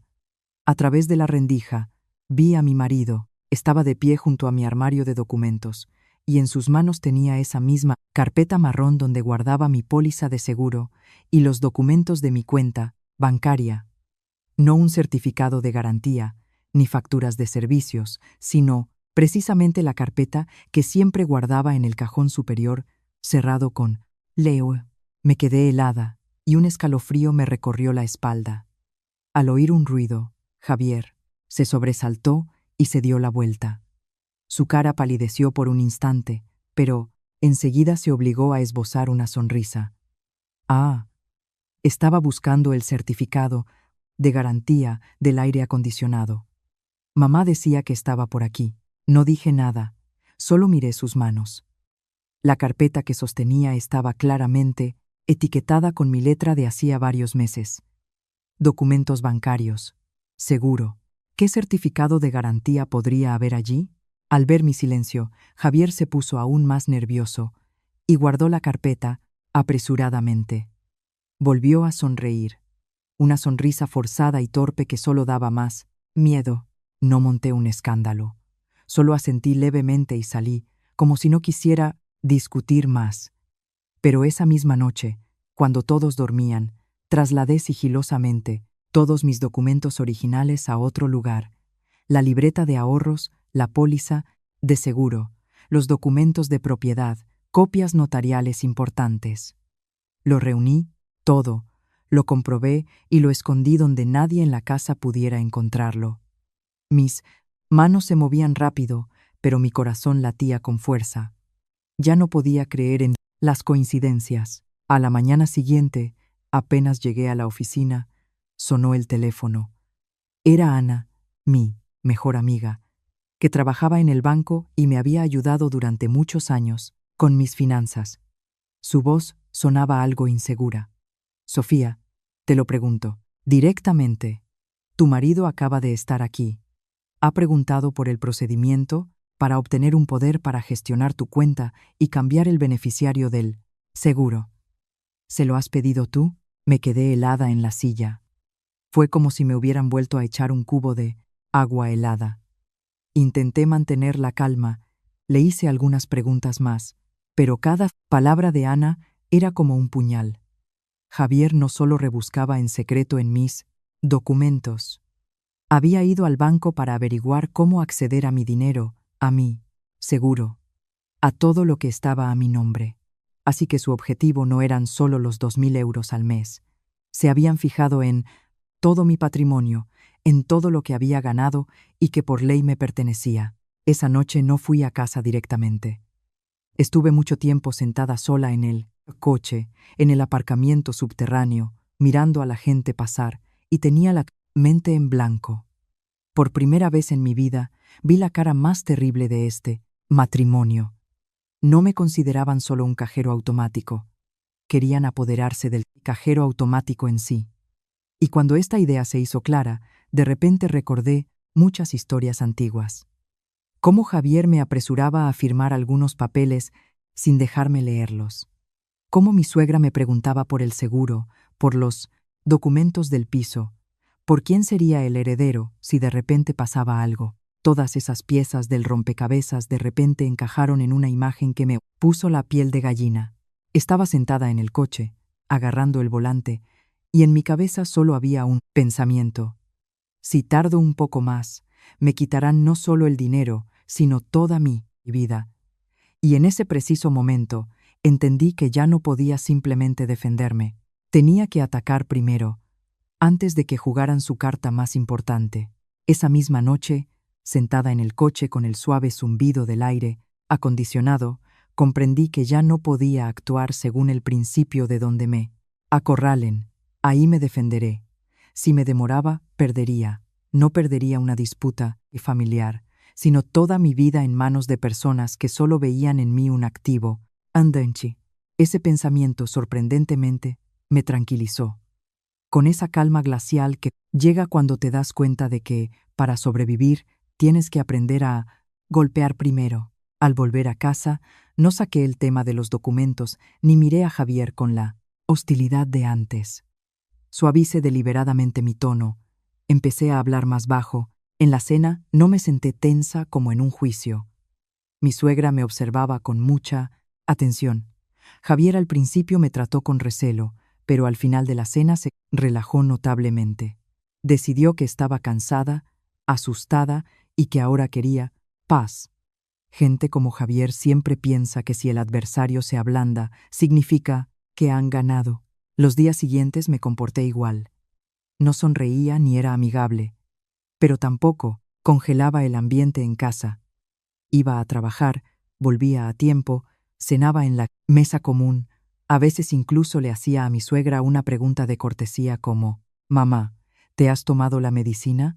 Fue precisamente esta calma engañosa lo que les hizo bajar la guardia. Javier, sintiendo mi debilidad, volvió a interpretar el papel de buen marido. Compraba fruta, a veces me preguntaba si estaba cansada. Mi suegra también. Cambió su tono a uno inusualmente suave y dejó de sacar el tema del dinero. Y, como suponía, al decidir que me había calmado, Javier empezó a actuar.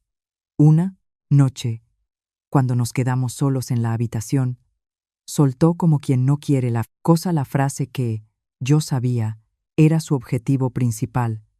Oye, y si, Dios no lo quiera, te pasara algo, ¿cómo piensas disponer de tu patrimonio? Soy tu marido, deberías saberlo para poder encargarme. Estaba doblando ropa, y sus palabras me provocaron un escalofrío, pero por fuera permanecí tranquila. Alicé lentamente una camisa y levantando la vista hacia él, sonreí levemente. Justo estaba pensando en ponerlo todo en orden. Después de la enfermedad, me he dado cuenta de lo frágil que es todo en la aquí. Vida. Tras mis palabras, Javier guardó silencio por un momento, pero vi claramente cómo le brillaron los ojos. Solo por un instante, pero fue suficiente para que yo lo entendiera. No me lo había imaginado. Un marido normal, al oír a su esposa hablar de la fragilidad de la vida, habría pensado en su salud, en su miedo tras la enfermedad. Pero en los ojos de Javier brilló la excitación de un depredador que ha visto a su presa. Fue ese brillo lo que me convenció definitivamente. No me había equivocado. Y ahora era el momento de llevar la partida hasta el final. A la mañana siguiente, pedí permiso en el trabajo para ausentarme una hora con la excusa de una reunión con un socio. En realidad, fui a ver a mi abogado de toda la vida. Llevé conmigo una lista completa de mis activos, pólizas de seguro, cuentas bancarias y documentos de propiedad. Estuvimos sentados casi 2 horas. Le pedí que revisara todos los documentos, cambiara las contraseñas de la caja fuerte, bloqueara los accesos antiguos y actualizara los datos de los beneficiarios donde fuera necesario. Además, le pedí que preparara un dossier documentando todas las acciones de la familia de mi marido, desde las calumnias y la invasión de la privacidad hasta los intentos de informarse sobre un poder para gestionar mis activos. Pero no me detuve ahí. Llamé a una amiga notaria y le pedí que me ayudara a crear una carpeta cebo. Por fuera, tenía escritas claramente palabras capaces de desequilibrar a cualquiera. División de bienes, poder notarial, cambio de beneficiario. Pero por dentro, además de algunos documentos reales insertados, para dar verosimilitud, había principalmente papeles marcados con un compuesto químico especial que dejaba rastros en las manos. En cuanto alguien los tocara, yo lo sabría. Llevé esa carpeta a casa y la coloqué a propósito en el mismo cajón en el que Javier solía rebuscar. Y en un rincón del armario, escondí una cámara en miniatura del tamaño de una uña. Esa noche, volví a fingir estar cansada y me acosté temprano, pero no dormí. Yacía en la oscuridad, atenta a cada ruido, a los pasos de Javier en el pasillo. Cerca de la medianoche, como esperaba, se deslizó en el despacho. No, salí a pillarlo infraganti. Dejé que la cámara lo grabara todo. A la mañana siguiente, sentada en el coche y viendo la grabación, vi cada movimiento de mi marido. Abrió el cajón, sacó la carpeta cebo, leyó cada página y luego empezó a fotografiarlo todo frenéticamente con el teléfono. Cuando terminó, tecleó algo rápidamente y luego llamó. Al principio, el sonido no era claro, pero luego lo distinguí. La voz de Javier era baja y apresurada. Mirado, de verdad va a ponerlo todo a nombre de otros. Hay que actuar rápido, antes de que sea tarde. Al otro lado de la línea, se oyó la voz de mi suegra, temblorosa de codicia, no, de preocupación por mí. No podemos dejar que se vaya. Si perdemos ese dinero, estamos acabados. Esa sola frase, y las últimas ilusiones se derrumbaron. Resulta que, desde el principio, a sus ojos yo no era un ser querido. Era solo un salvavidas financiero, una botella de oxígeno con la que se habían acostumbrado a respirar. Estaba sentada en el coche, escuchando una y otra vez esa grabación. Apreté el volante con tanta fuerza que se me pusieron los nudillos blancos. Pero mi cabeza estaba más fría que nunca. Ya no sentía tristeza ni dolor. Solo quedaba una claridad afilada como un cuchillo recién afilado, ya que querían tenderme una trampa. Les permitiría caer en una trampa mayor. A la luz del día, delante de los testigos, para que luego nadie pudiera decir que era una nuera que se lo había inventado todo. Esa misma noche, le dije a Javier como quien no quiere la cosa: quiero reunir a toda la familia para cenar el fin de semana. Hay que hablar claro, que esta tensión nos está agotando a todos. Al oír esto, se iluminó. Su alegría era tan evidente que ni siquiera intentó ocultarla. Javier decidió que me había rendido. Mi suegra, al enterarse, también se animó notablemente. Probablemente pensaron que me había ablandado y que podrían convencerme para que firmara algo o, al menos, para que volviera a mi papel de cajero automático obediente. Pero no, sabían que esa cena no sería una reconciliación. Sería el lugar donde les arrancaría todas las máscaras. A plena luz, delante de testigos. Esa noche me miré al espejo y vi que mis ojos habían cambiado. Ya no eran los ojos de una mujer acostumbrada a aguantar. Me dije mentalmente, lenta y fríamente: ya que queríais cavarme una tumba, no me culpéis por haberos empujado a ella primero. Estaba lista, la trampa estaba preparada, solo quedaba esperar a que cayeran en ella. Ese fin de semana me desperté muy temprano, no por una alegre expectación, sino porque quería que todo saliera de forma clara, calculada y digna. Cuando la gente está acostumbrada a ver en ti a una mujer capaz solo de llorar y aguantar, el golpe más efectivo no es un grito, sino una calma glacial. Limpié la mesa, puse la vajilla, preparé algunos platos sencillos, no demasiado lujosos para que no pareciera un espectáculo, pero tampoco demasiado modestos para que no pudieran reprocharme falta de respeto. La trampa estaba lista. Solo quedaba esperar a los invitados. Como suponía, Javier estaba en una nube de felicidad. Toda la mañana anduvo por la casa y su tensión habitual fue reemplazada por una relajación. Incluso me hizo varias preguntas de cortesía, como: ¿necesitas ayuda? ¿O ¿a qué hora viene mamá? Esa agitación no era por preocupación por la cena, sino por la confianza en que me había ablandado y estaba dispuesta a volver a ser una esposa obediente. Cerca del mediodía, llamó a Isabel, y en su voz se oía claramente un alivio. «Mamá, ven. Sofía también quiere hablar, para que vuelva a haber paz en casa». Además de mi suegra y Lucía, invité a otras 2 tías que habían estado presentes en aquel juicio contra mí. Les dije con mucho tacto que en la familia habían surgido malentendidos y que los adultos debían sentarse a hablarlo todo para que no hubiera chismes. Las tías aceptaron de inmediato, probablemente por curiosidad, y a mí me venía muy bien esa curiosidad. Las palabras dichas ante testigos tienen más peso. A la hora acordada, entró Isabel con una cara dulce como la miel. Al verme, sonrió de oreja a oreja y dijo con su tono más amigable, tanto que un extraño habría pensado que suegra y nuera se adoraban: ya lo decía yo, marido y mujer, tienen que arreglarlo todo entre ellos. Bueno, los jóvenes se han calentado. ¿A quién no le pasa? Yo sonreí. Le serví té a todos y respondí suavemente: sí, hoy estamos todos. Hablemos una vez para aclararlo todo. Vi claramente cómo Javier se tensó por un momento, pero enseguida recuperó la calma.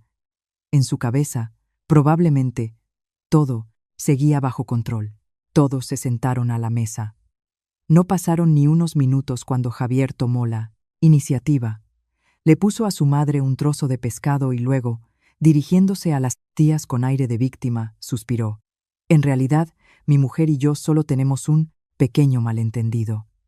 Últimamente ha estado enferma, no está bien de los nervios y ha dicho cosas que no debía. Dejé los cubiertos. Su seco golpe contra el borde del plato hizo que todos levantaran la cabeza. Miré directamente a la cara de Javier y pregunté, muy lentamente: ¿quién no está bien de los nervios? ¿Yo o el que por las noches rebusca en los documentos de su mujer? Tras estas palabras, el aire en la habitación se espesó. Javier palideció notablemente, e Isabel, por costumbre, se lanzó inmediatamente en defensa de su cara. Hijo, Es tu marido, ¿no? ¿Qué tiene de malo que mire tus papeles? Asentí. Mi voz permanecía plana y fría. Mirar no es grave, pero fotografiarlos, enviárselos a alguien y discutir cómo cambiar el beneficiario lo más rápido posible. ¿Cómo se llama eso, mamá? Dicho esto, cogí un pequeño altavoz, colocado previamente junto a un mueble, y pulsé el botón. Las voces de Javier y su madre resonaron en la habitación. He mirado. De verdad va a ponerlo todo a nombre de otros. Hay que actuar rápido, antes de que sea tarde. Y luego, la voz asustada de Isabel. No podemos dejar que se vaya. Si perdemos ese dinero, estamos acabados. No necesitaba mirar para saber cómo habían cambiado sus caras. Pero miré. Quería ver ese momento en que su verdadera cara sería arrancada por sus propias voces. La cara de Isabel se puso blanca como el papel. Lucía abrió la boca. Y Javier, instintivamente, se levantó de un salto y se abalanzó sobre el altavoz para apagarlo. Golpeé la mesa con la palma de la mano con fuerza. El fuerte sonido hizo que todos se sobresaltaran, y grité. Por primera vez en mi vida, le grité con esa voz. Siéntate. En la mesa se hizo un silencio sepulcral. Incluso Javier se quedó helado. Probablemente en su mente nunca había existido una imagen mía así. Ni la de una esposa sumisa, ni la de una nuera obediente, sino la de una mujer que lo miraba como a un extraño. Lucía fue la primera en reaccionar y empezó a protestar. Grabar en secreto es una invasión de la privacidad. Me giré hacia ella y sonreí fríamente, tanto que hasta las tías se apartaron. Y las calumnias, fotografiar documentos ajenos en secreto, las intrigas a espaldas. ¿Cómo se llama eso? ¿Valores familiares? Una de las tías miró a Isabel con una expresión completamente diferente. Vi cómo, en ellas nacía la duda. El ambiente en la mesa dejó de estar del lado de la Cahuén, familia de mi marido. Javier, al darse cuenta de que la cosa se ponía fea, cambió de táctica de inmediato. Su voz se volvió más baja y su mirada parecía la de alguien muy dolido. Solo estaba preocupado por ti, por eso me interesé por los documentos. Lo has entendido todo mal. No respondí. Me incliné.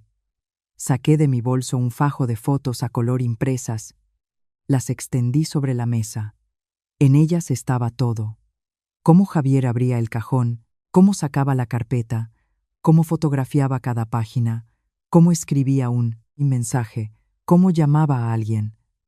Había suficientes imágenes para que nadie más pronunciara la palabra malentendido. Lo miré y dije lentamente, sin levantar la voz, pero de forma que todos lo oyeran. Te preocupabas por tu mujer. Por eso te movías a hurtadillas como un ladrón. ¿Te preocupaba quién recibiría el dinero si yo moría? Esa frase fue el último golpe a su máscara. Las dos tías estaban sentadas en silencio. Nadie más intentó defenderlo. Lucía apretó los labios, e Isabel, con voz temblorosa, solo pudo articular. Tú mientes. Me giré hacia ella. Esta vez no sonreí.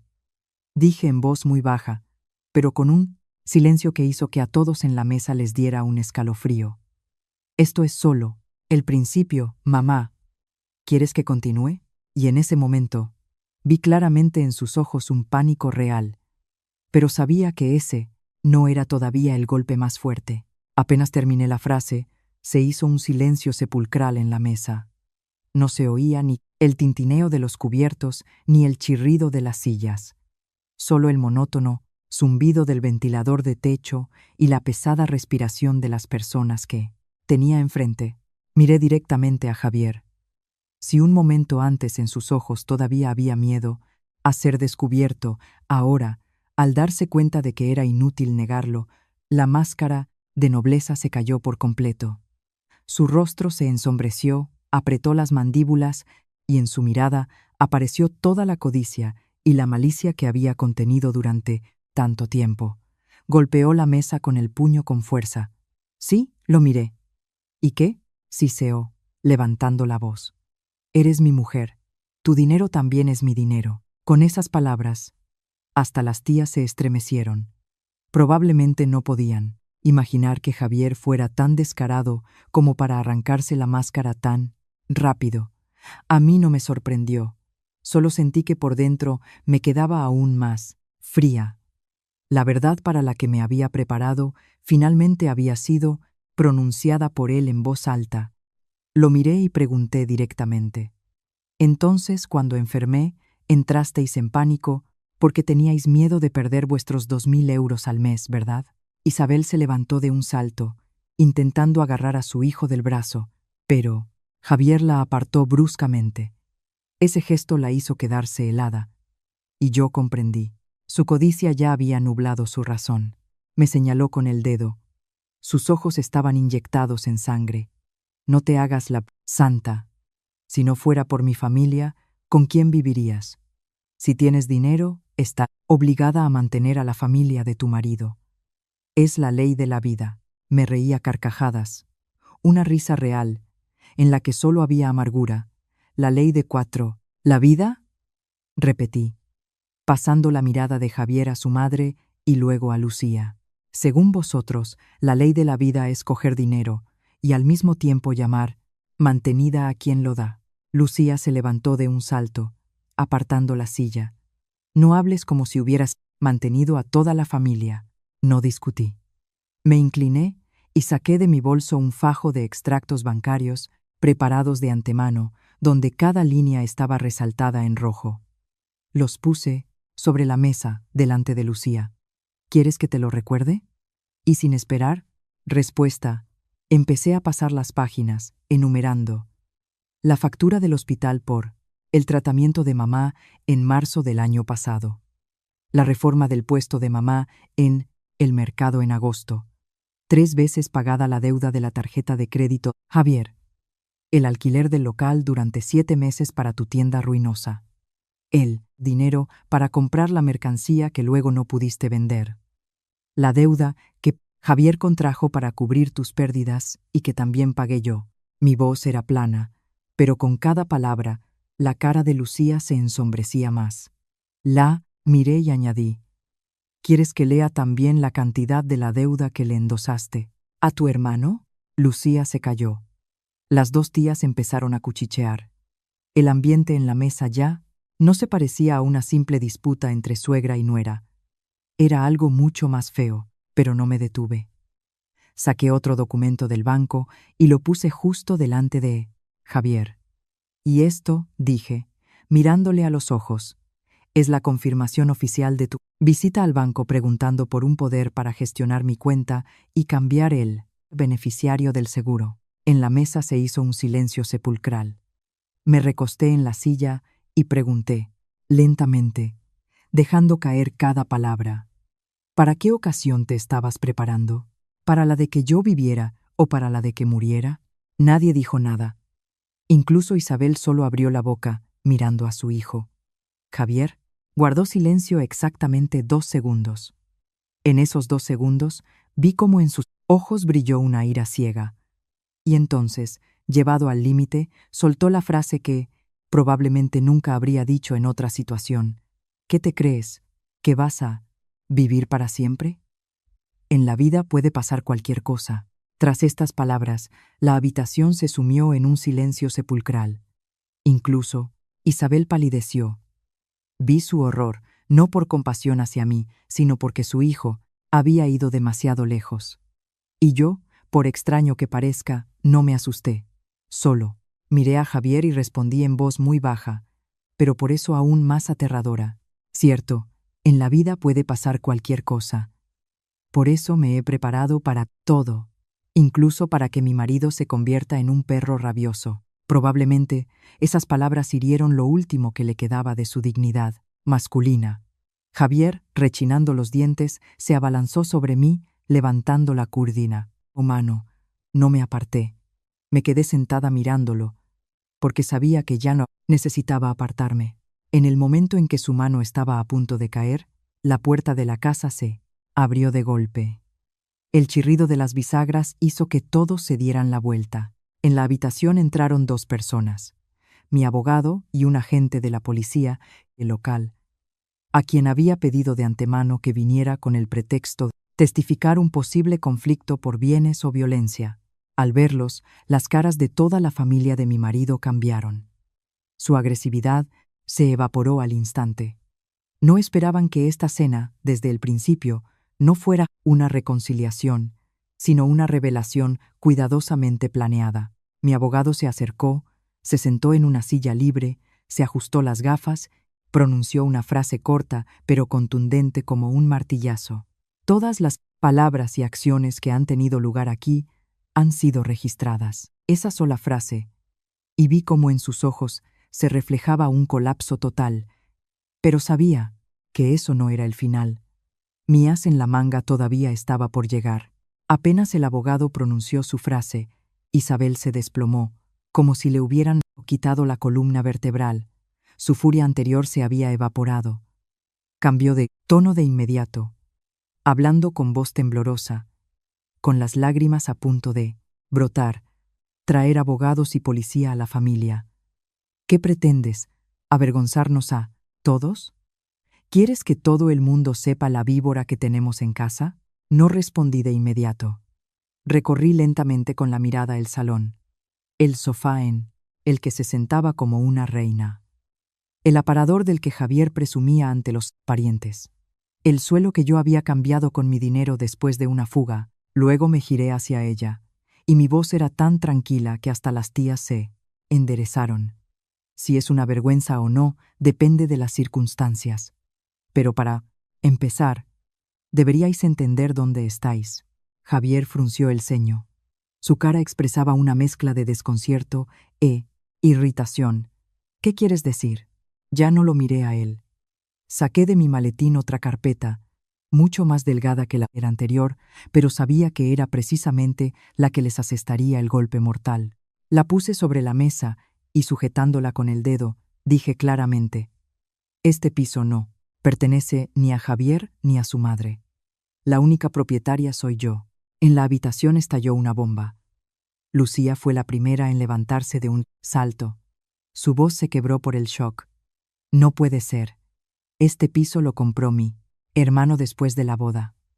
Él mismo lo dijo. Isabel me miraba con la boca abierta, incapaz de emitir un sonido. Solo Javier estaba como petrificado. Su cara se había vuelto gris, como la de alguien a quien han desnudado en medio de una plaza. Acerqué la carpeta con los documentos a las tías, continuando con voz plana: el 80% del valor de este piso lo pagué yo. El resto es una hipoteca a mi nombre. Y Javier, me giré hacia mi marido, torciendo los labios, firmó una renuncia a sus derechos sobre esta propiedad para que nos aprobaran el crédito más fácilmente, porque en ese momento tenía un mal historial crediticio. Las tías cogieron los documentos. Su curiosidad se convirtió en asombro. Una de ellas le dio la vuelta a la renuncia notarial. La otra miró el contrato bancario.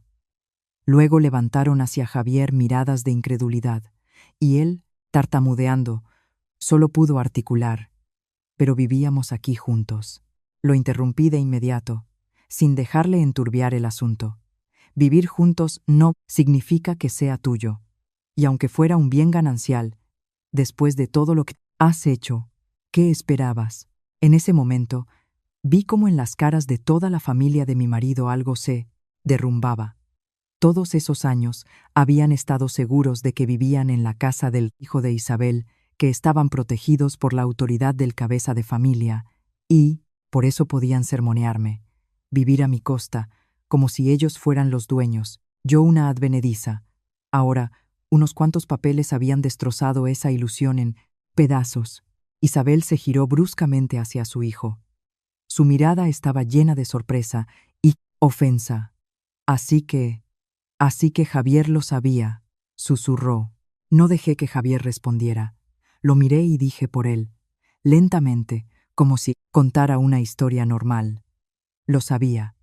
Y no solo lo sabía, sino que me suplicó que no os lo dijera. Tenía miedo de perder su autoridad. Tenía miedo de que os enterarais de que todos estos años no fue el hijo quien mantuvo a la mujer, sino la mujer quien mantuvo a toda la familia. Esas palabras fueron como una bofetada para Isabel. Miraba a su hijo. Sus ojos, se enrojecieron de ira, y Javier bajó la cabeza, incapaz de pronunciar una palabra. La imagen del pilar de la familia, del hombre que había construido una casa para su mujer, del hijo que cargaba con todos. Todo eso se derrumbó en un instante. Lucía también retrocedió. Su antigua insolencia se había evaporado. Probablemente, por primera vez en su vida, entendió con el dinero de quién se mantenía la casa de la que tan orgullosa estaba. Pero no me detuve.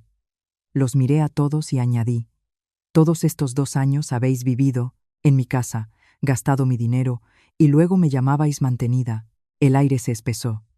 Nadie protestó.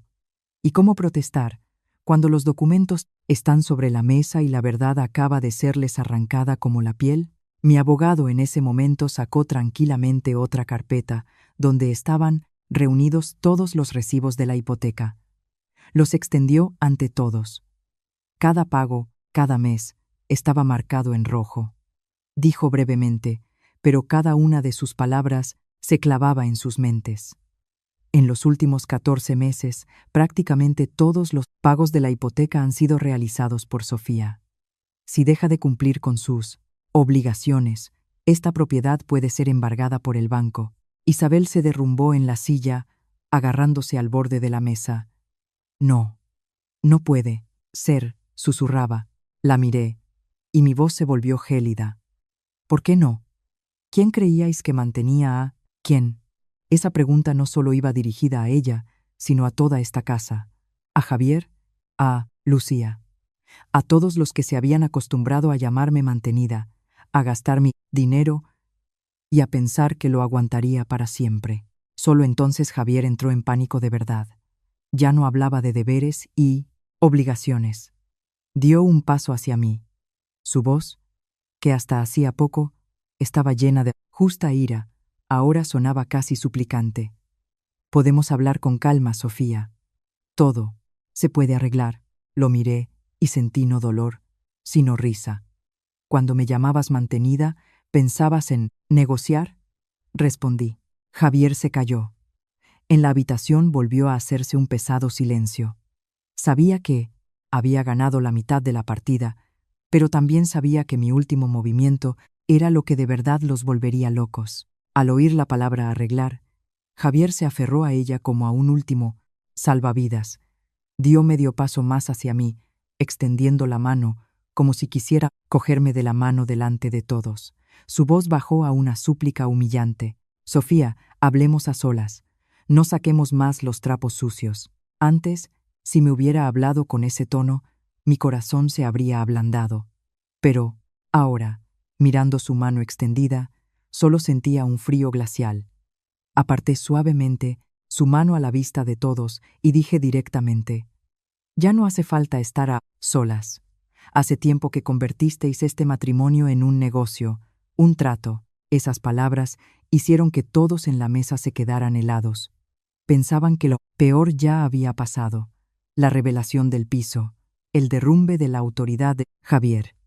Pero no sabían que la historia de la casa solo los había humillado. Y lo que iba a decir a continuación golpeaba directamente ese salvavidas al que tanto se aferraban. Asentí levemente al abogado y abrí la última y más gruesa carpeta. Miré a Isabel, luego a Lucía y, finalmente, a Javier. Mi voz era plana, pero cada palabra era como un clavo clavado en la mesa. A partir del mes que viene, no, solo cesan los pagos de 2.000 euros. Todos los gastos que asumía por vuestra familia también cesan. Isabel parpadeaba, claramente sin entender de qué hablaba. Miraba desconcertada, ora a mí, ora a su hijo, pero no dejé que nadie dijera una palabra. Empecé a sacar documentos y a leer. Las medicinas y las revisiones regulares de mamá. Durante más de 1 año las pagué yo. Puse sobre la mesa un fajo de facturas de la clínica, el alquiler del local para la tienda de Lucía. Lo pagaba yo en Acerqueto cada 6 meses. Acerqué a ella el contrato de alquiler y el historial de transferencias. Los 3 últimos pagos de la tarjeta de crédito que Javier ocultaba a toda la familia. También los pagué yo. Para entonces, La cara de Javier se había vuelto gris como la ceniza, pero no me detuve. Saqué otra hoja. Y esa deuda que contrajiste con unos conocidos bajo mí, palabra de honor para tapar tus viejos agujeros.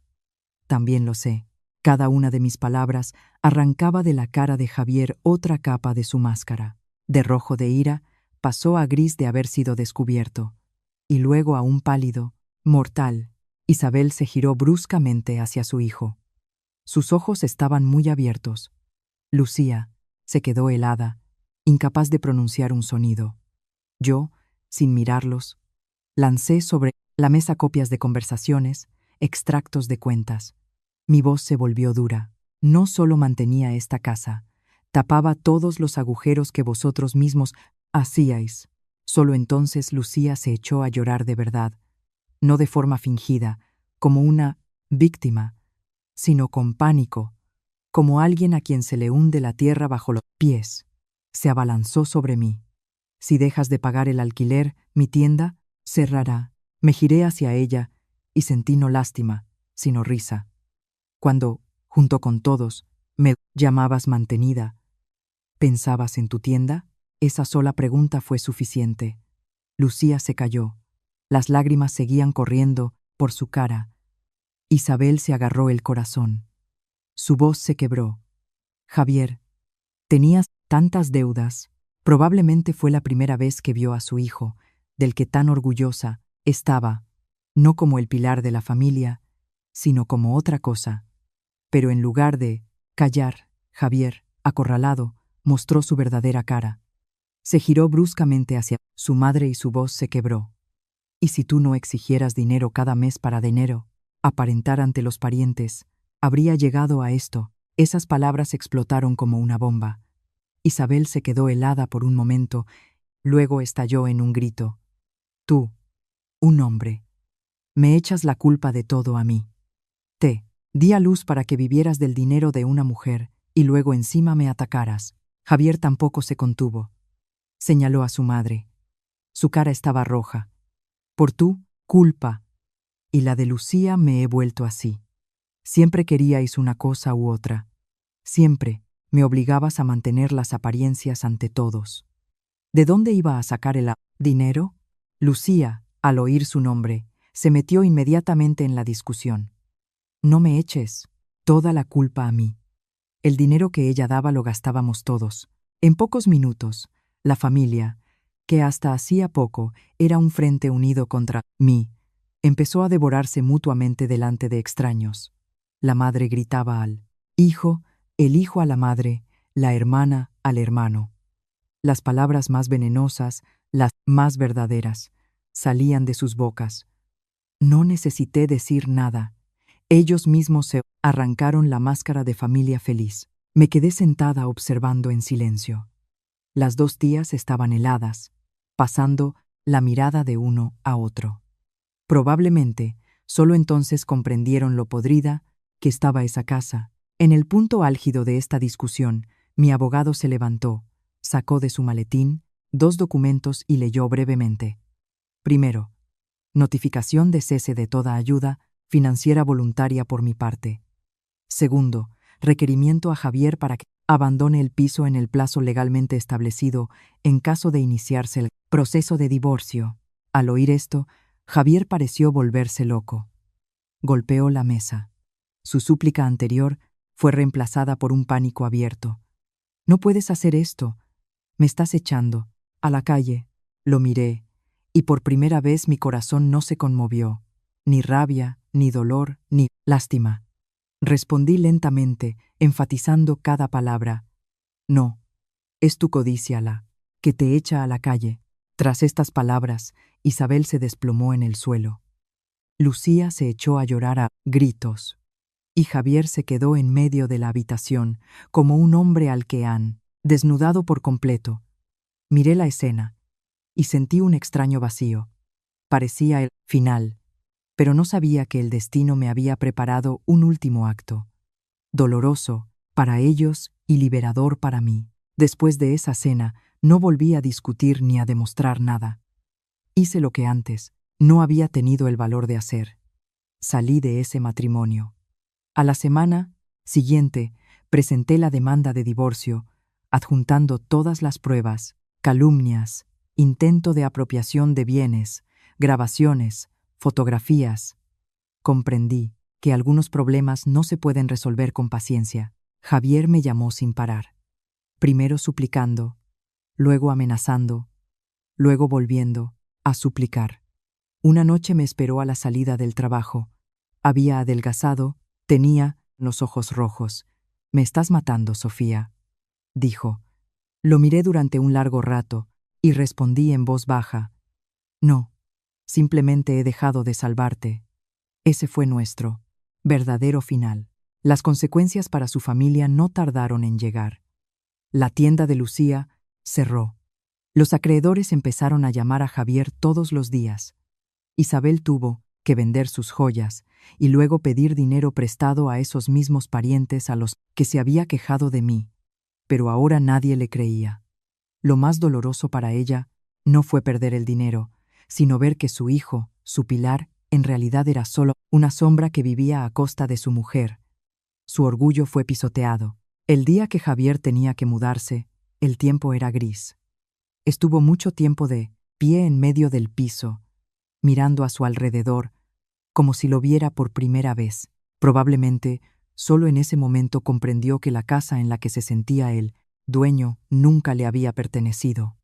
Antes de irse, volvió a pedirme una oportunidad. Lo miré y me di cuenta de que ya no sentía nada. «No lamento este matrimonio», le dije. «Lamento haber estado ciega durante tanto tiempo». Se fue. La puerta se cerró y en la casa se hizo el silencio.